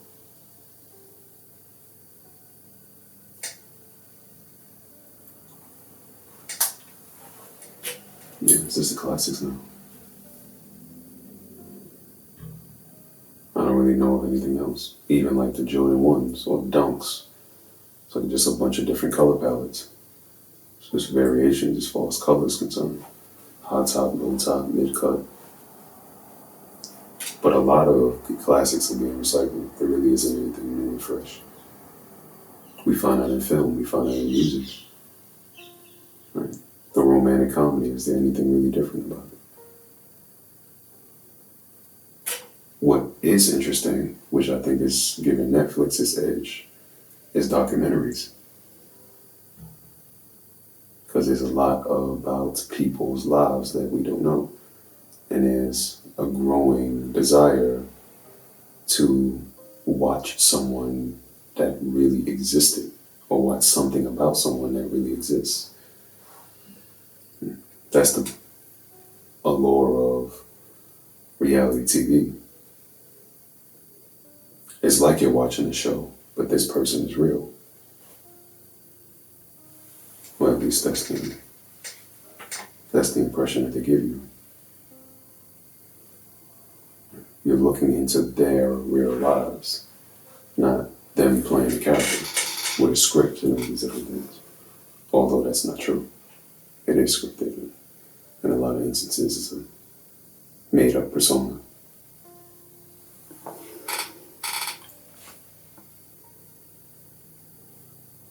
Music is the same. How many times have we listened to the same song by different artists?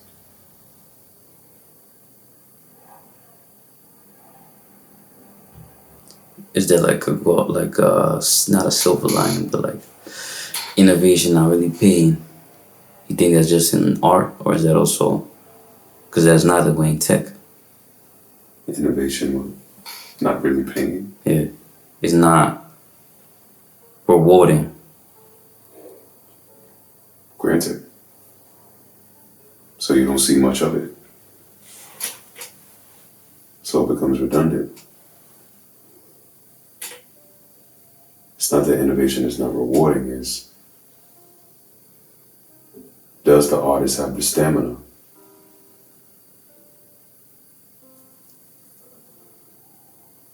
to reintroduce something old in a new way?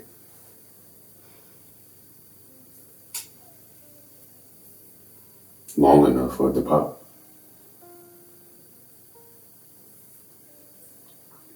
The people don't necessarily care so much. They have to come around to it. Does the artist have the stamina for that? Does the artist have the stamina to create something new? Like, we're not hearing older things in a new way, really.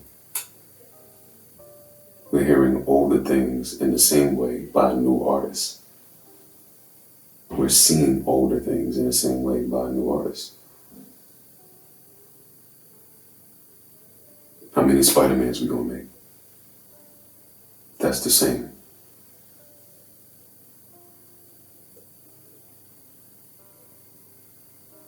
You can get away with that with Batman because as long as technology keeps advancing, his tools can keep advancing.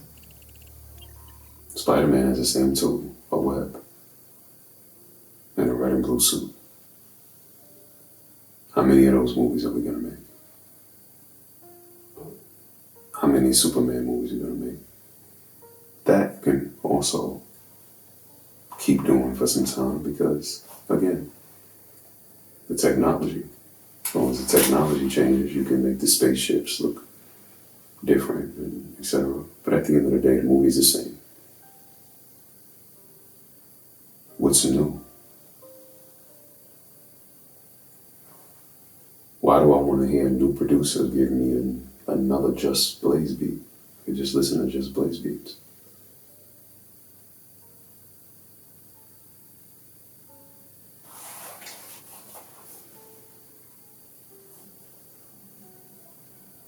Why do I want to hear a new producer rap? You produce. I want you to produce. I want you to focus on making a dope beat, not rapping to me.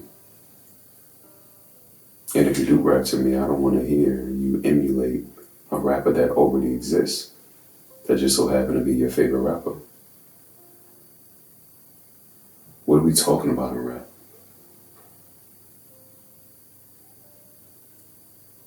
Like, what's happening? We know the circumstances. We've been hearing it for quite some time now. The people almost seem to be desensitized to it.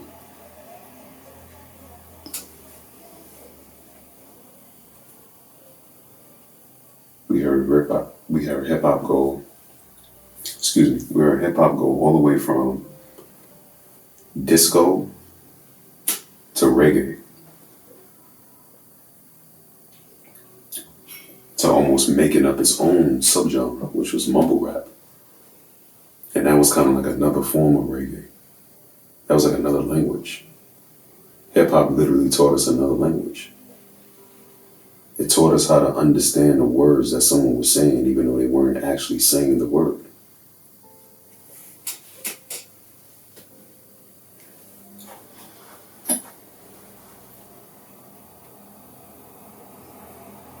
Now what? We stopped even listening to artists for substance. We started listening to them because we liked their voice. We liked the tone of voice that they were singing in, even though we didn't know what they were talking about.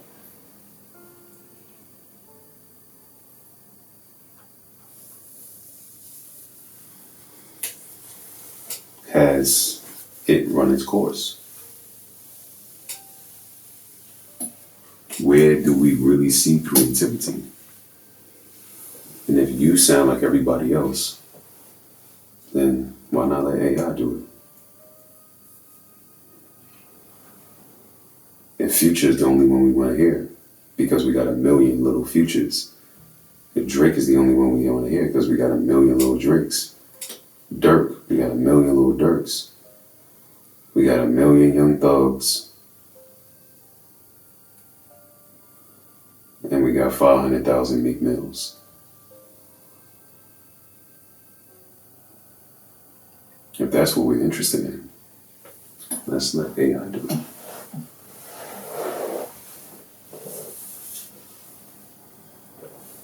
And you're not talking about anything that we haven't heard already. So if you're going to tell me about the hood, we know about the hood. If you're going to rap that to me, then we can let AI do it. We literally have millions of songs that AI can reference, learn, understand the context of the songs that work, and push those out. What kind of beats people like? Okay, they want this drop here, they want 808 like this, they want the snare like that, they want this frequency in the music because that's what they seem to vibe off of. Cool. We're going to create that. Let AI do that.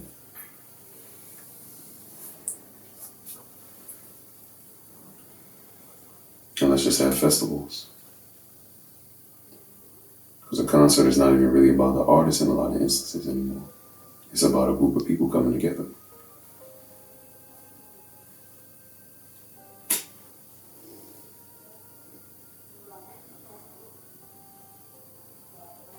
Let's just bring them together.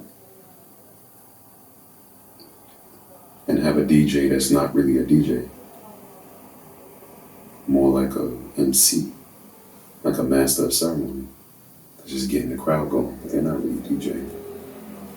Everything is tech driven, you're just pressing a button. They can have it already mixed and mastered before they get there.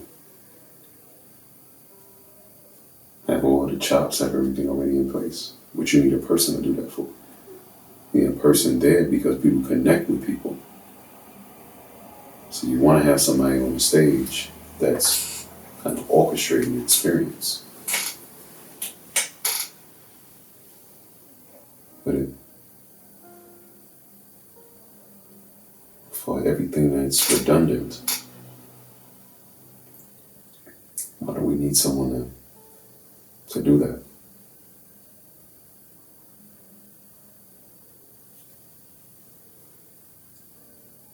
Even with music videos.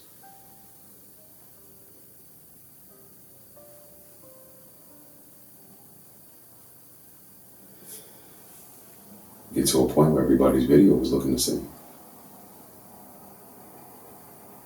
And why wouldn't it if the content is the same?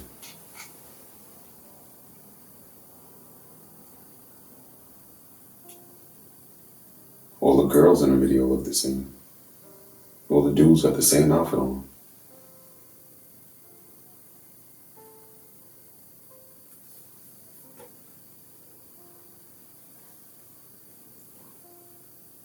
Everybody has an abstract painting. They don't know what it means. They don't know what they're looking at. But it evokes emotion.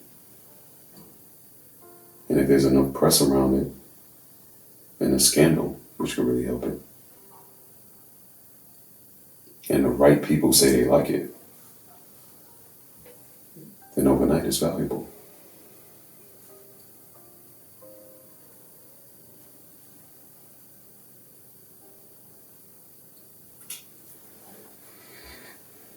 Fashion. Everybody's wearing the same thing.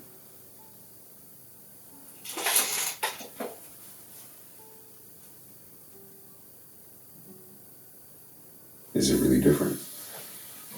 And has it ever been? Or are we reintroducing the same thing, packaged differently, to a different generation?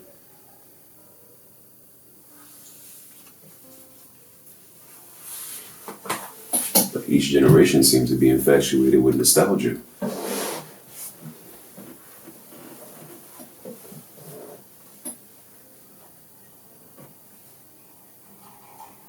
So ultimately it's been more of the same in a lot of ways.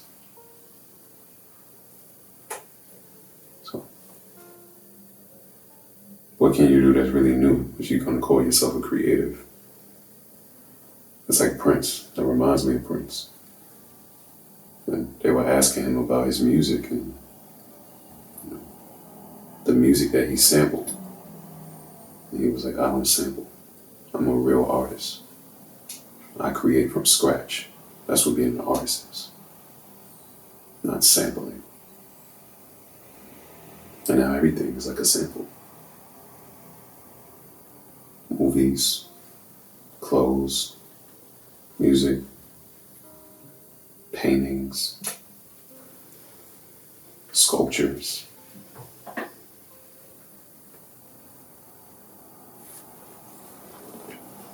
But this is really funny because it kind of goes about what we was talking about lately.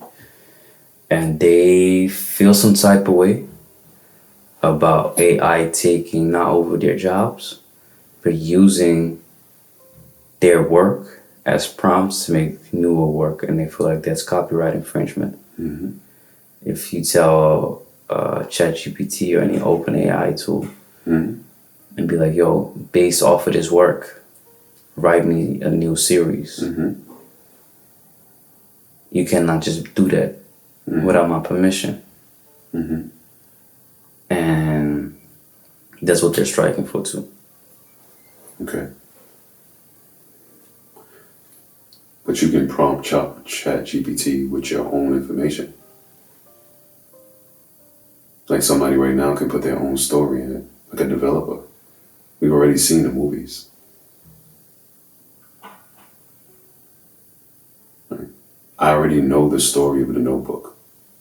I already know the story of The Lion King. I already know the story of Aladdin. I already know the story of Batman. I can add my own little twist into it as a coder, put that into it, and say, remix this. Prompt ChatGPT to say, remix this 100 times, make it funnier, make it sadder, 3/4 of the way through, because there's an actual consumer journey or an art to a film that gets the best response. We see it in just about every movie. It's called the superhero journey. So in having that, if we already know that, then let's just incorporate that into different films that we create. And then we can have ChatGPT spit out 1,000 scripts per day. And then we can have influencers be the actors.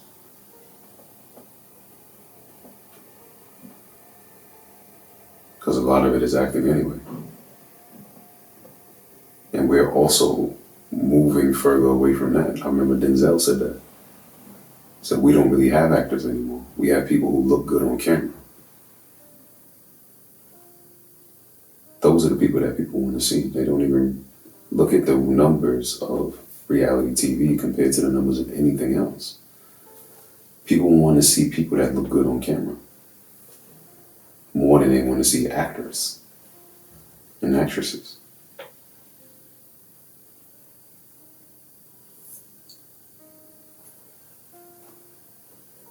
So you think that part is just kind of like a lost battle? It's hard to say if it's a lost battle. I'm saying that there's a way around it.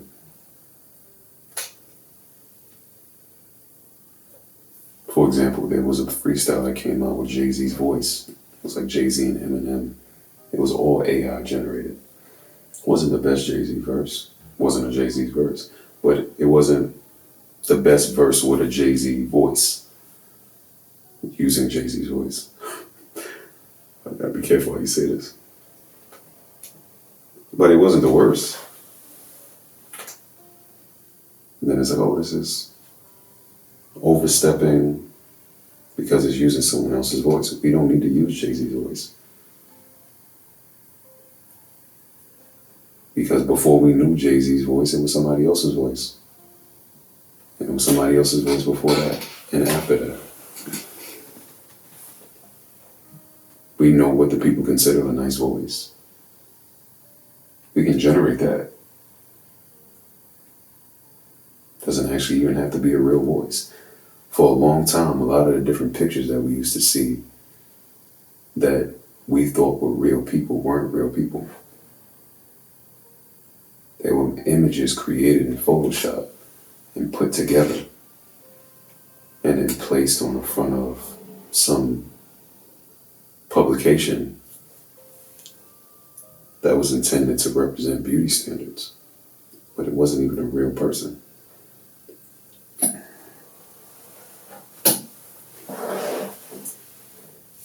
At the end of the day, Hollywood is a business.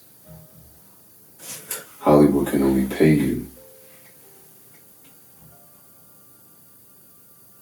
based on the money that it brings in and the needs of the business. And if it's not bringing in so much money anymore, where's the salary going to come from? It's a very expensive business to be in. Not only financially, but beyond. Financially, yes, because it takes a lot of money to create these things. People are spending hundreds of millions of dollars on films. Spending $200,000 to $500,000 to get a song played on the radio to really break an artist. But at the same time, from a mental perspective, it's taxing because it's an industry based on being liked. So you could put in all this work and it doesn't really mean that it's going to be fruitful. Because it's based on someone liking you. It's not a necessity. What the person is creating or spending their time doing is not something that people need to indulge in.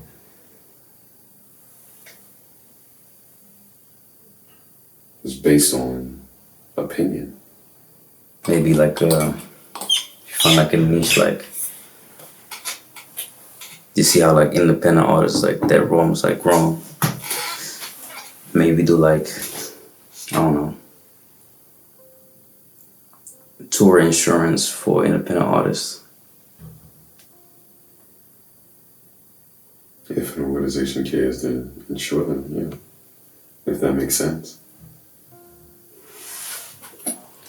Do you think it's worth looking into like even the industry in general? Or you think that's kind of a Insurance? no. Entertainment as an entrepreneur. As an entrepreneur, I would try to stay away from any business that's based on you being liked. We try to provide real value to someone that wasn't based on emotion, but it was actually based on results, real tangible results that they can see. Not just how they feel about something. That's music, that's a movie. It's emotion based only.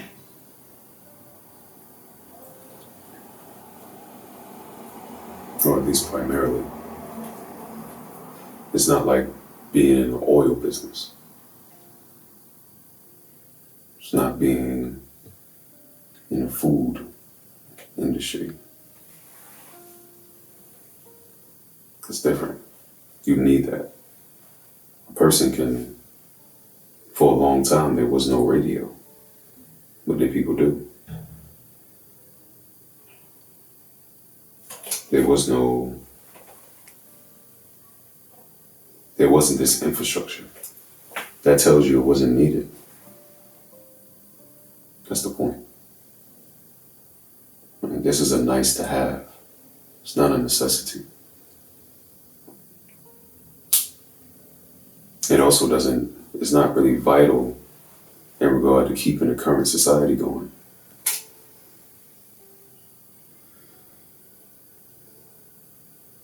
Yeah, maybe the club scene.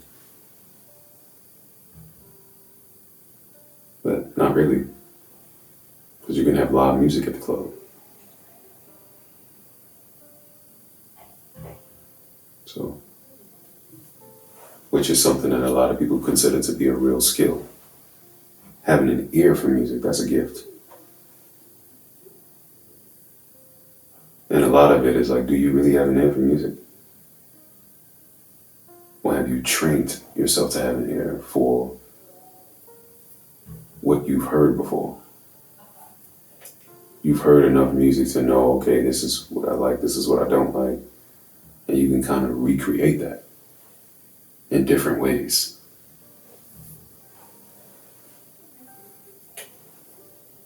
Can you go into a new genre? And can you create a new genre? That's a different thing. If I listen to a lot of 90s music, I could probably make a dope 90s beat. Because I know all the artists that were fire. Is that really my ear? Or was that somebody else's ear that I cared to pay attention to long enough to replicate it? And over time, I can add this piece into it, add that piece into it, take that piece out of it.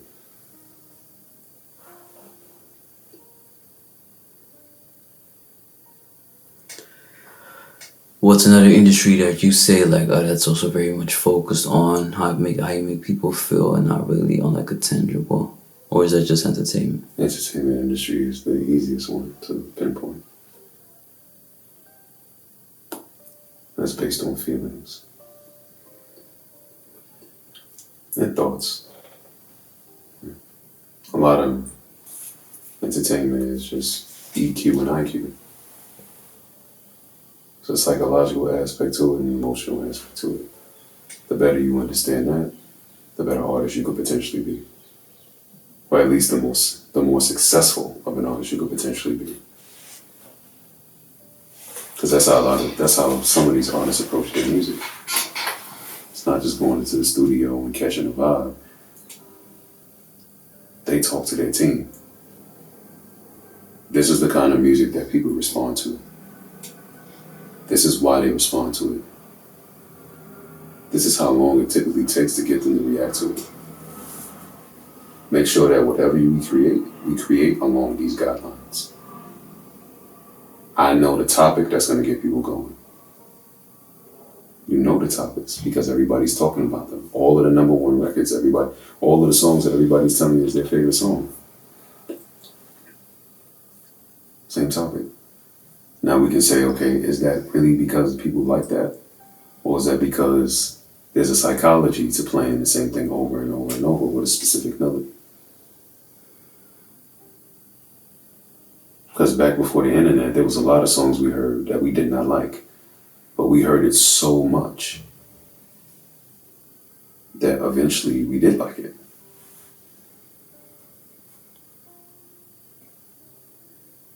There's a psychology to that. So,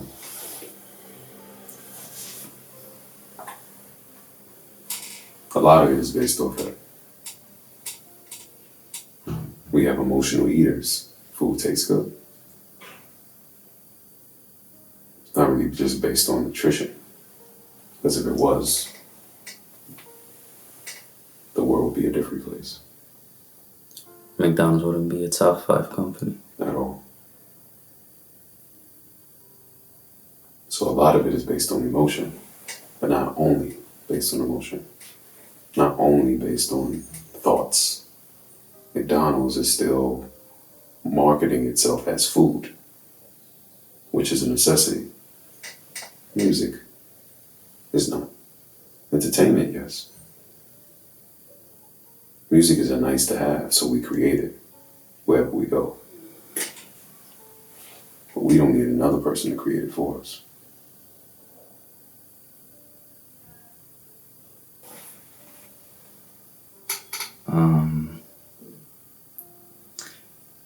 Not really trying times because everybody says about their time that are trying times, but combining like this, I feel like there's like a need of like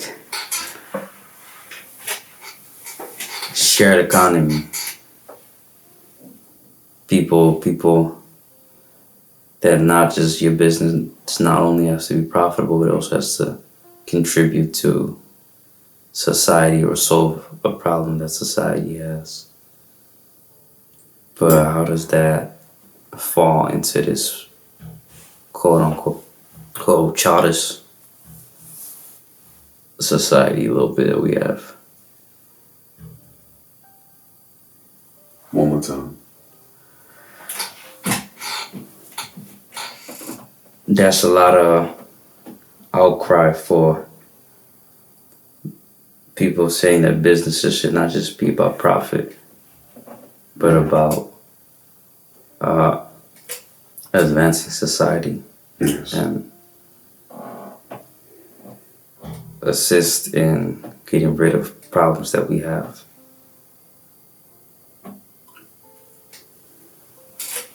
Every business is designed for that.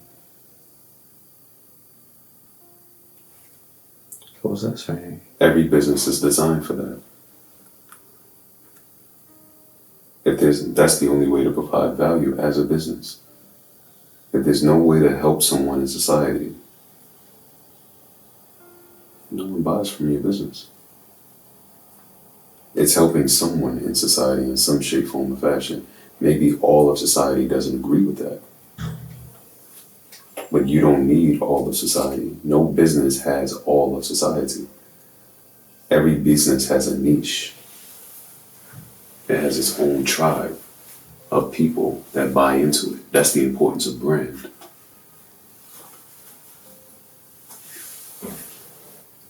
And if it doesn't service those people accordingly, then it won't be in business for very long. So every business is created with the intention of improving society in some shape, form, or fashion, whether large or small. And if it isn't, or at least if it's perceived not to be, then the question is not really on a business owner as much as it is the consumer. Because the consumer is the one that's actually supporting the business. The consumer is the lifeline for the business. So if the consumer believes that the business is not actually adding value to their lives, they wouldn't support it, which is already the case.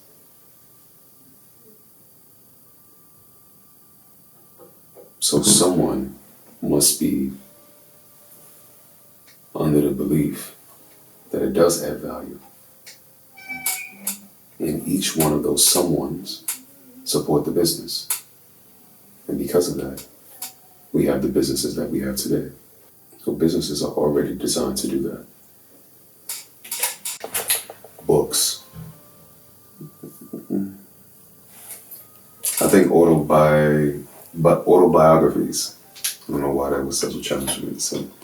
As far as books are concerned, I would say rather than reading strategic books, strategic business books, I would say start with the autobiographies of the business tycoons that exist out there. But I would also say read the autobiographies of people of prominence, meaning even political leaders. Understand their lives, their lifestyle, decisions that they made, what could have possibly influenced the decisions that they made.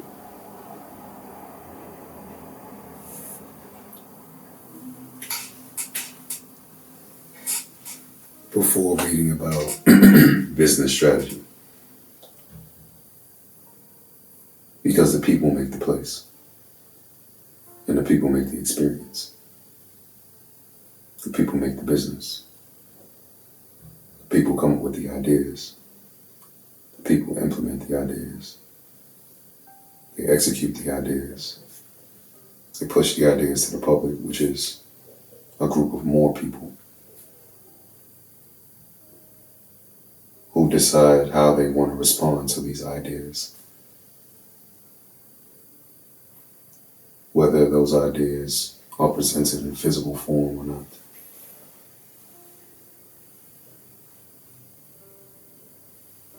I would say learn more about the people. Learn more about the leaders of business, of society, of government. To understand how it comes together and have some context for the business that was created. Is your why, by the way, the same as the mission in your life? Or does one serve the other?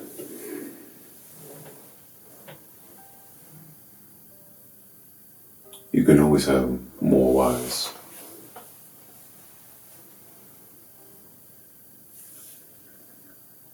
So it depends on the question someone is asking you. If they're asking you,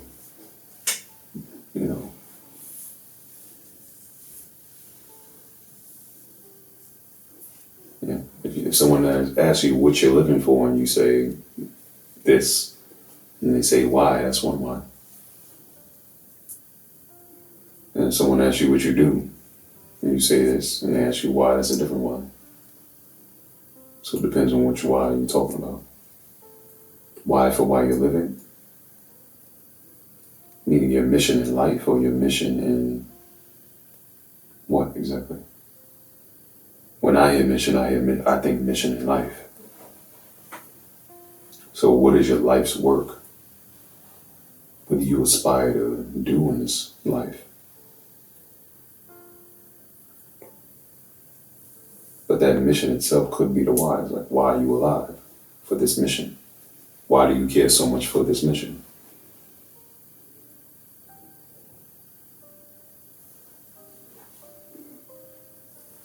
So it depends on the context of the conversation.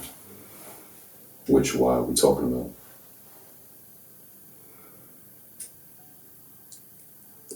But in short, yes, depending on the question, the mission can be the why. Why do you think you're alive for this mission?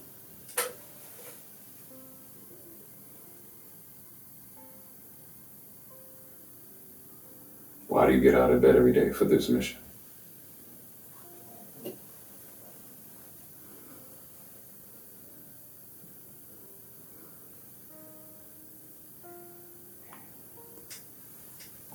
We were talking about something when the camera shut off, but I kind of forgot what it was. Me too. But it was fire though. It was.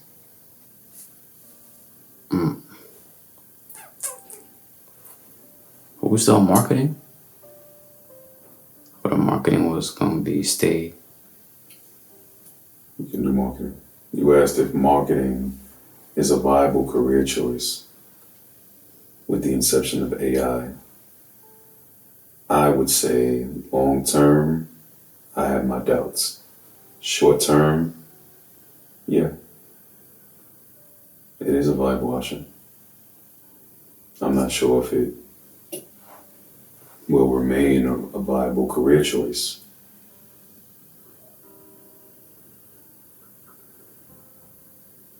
Over the next 10, 15 years. But as of right now, I would say yes. Why not? Why not longer than that? Because we know enough about the human brain to tie psychology to marketing and allow an AI tool to create the advertising and marketing strategy along with the actual branding materials.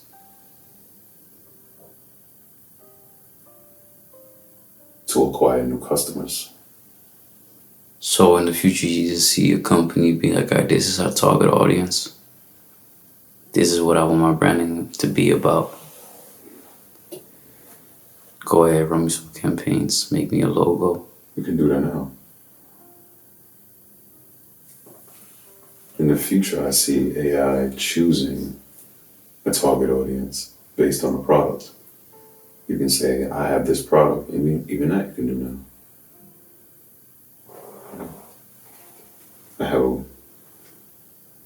What's the best product to sell to Generation Zers between the ages of 22 and 26 in Brooklyn, New York, between 12 p.m. and 6 p.m. Give me a list of the top 10 items. You can do that now. Give me a marketing strategy for each one of these items if I were to market them to Gen Zers. Do that right now. So we can do that now. What does it look like in 15 years? Would we even need to say anything? Or would each organization have the capability to have AI built into its backend to see what's being bought, how often it's being bought, and just automatically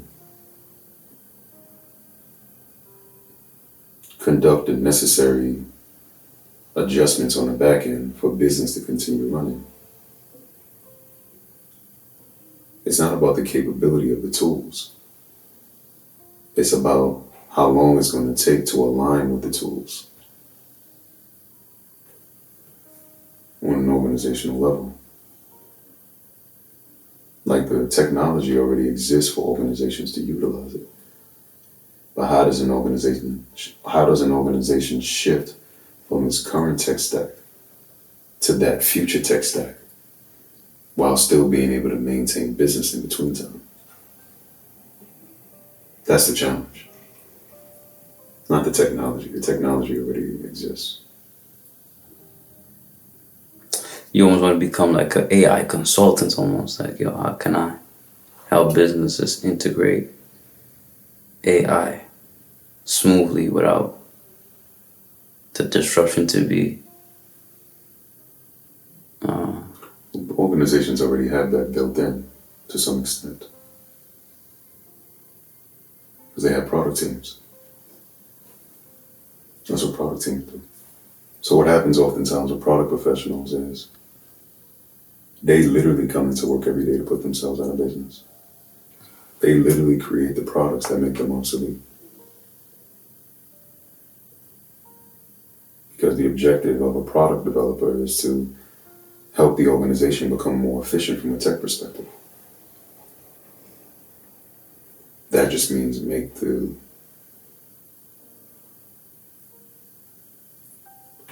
reliance on people less necessary. Or obsolete. It's kind of like everybody's kind of like waiting for what's going to happen. No, they're not. A lot of people are creating the future. That's what this is about. There's some people waiting, but they tend not to be on the right side of history. There are people out here creating it. These young kids are creating it. They're not waiting for anything. They're excited by AI. They're like, oh, this is what happened. Oh, you mean I don't have to go get this degree? I don't have to learn how to code? Really? I've been had all these ideas. I didn't do it because I thought I had to learn how to code. And now you got this thing for me that's going to make it happen in 10 minutes. There's somebody starting a business right now by just prototyping the product that they want to push. They'll be done with that prototype in 2 hours.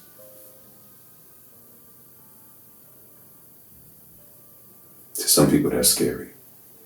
To others, it's encouraging. You think this AI stuff will like help us connect more with each other because we got more time on our hand?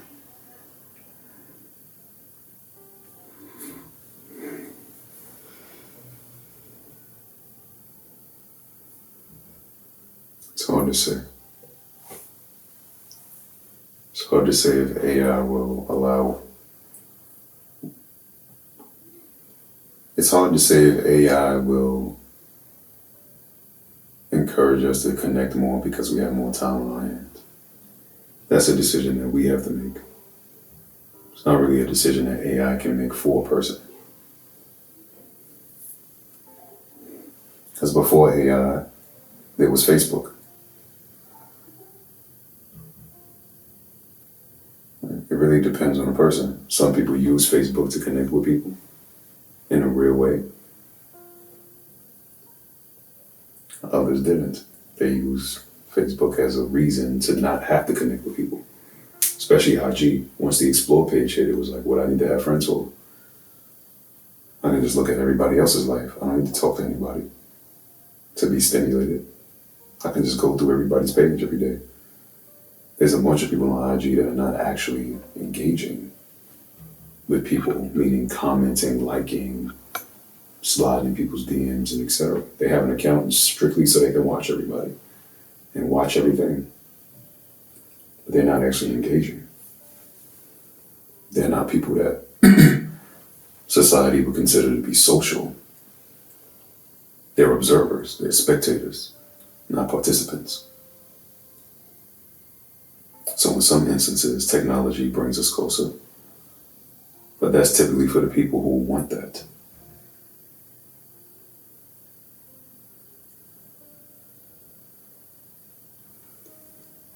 Technology typically doesn't transform an introvert to an extrovert.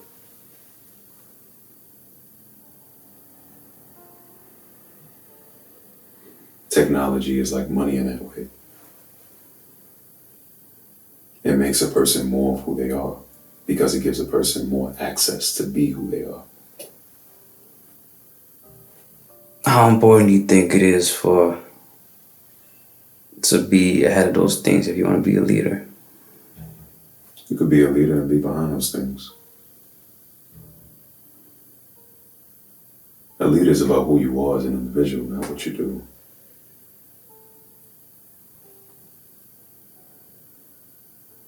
Are you the type of person that can rally people behind you?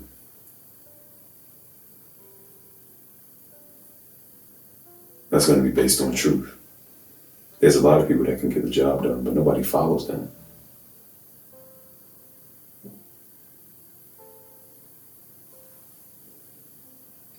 There's a lot of people that may be hardworking. They're very consistent people.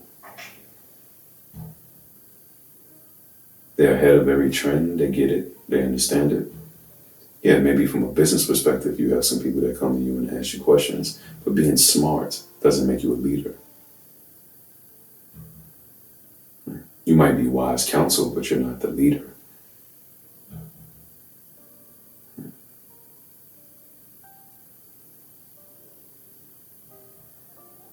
It's like the CEO and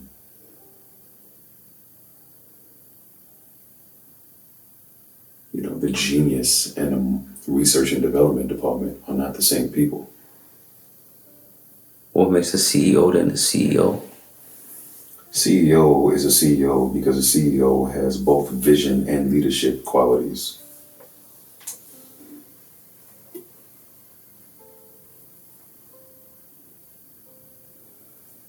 That's it? That's it.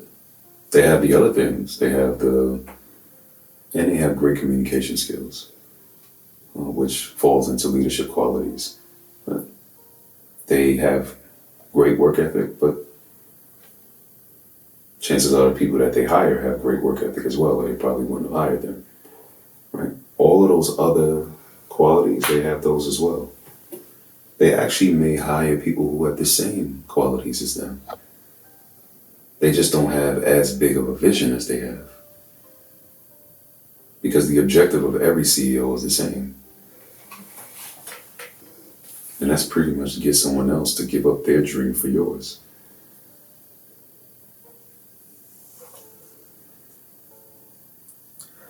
Give up their control or having control so that you can have control because they perceive you to be more suited for that position. You don't think they want to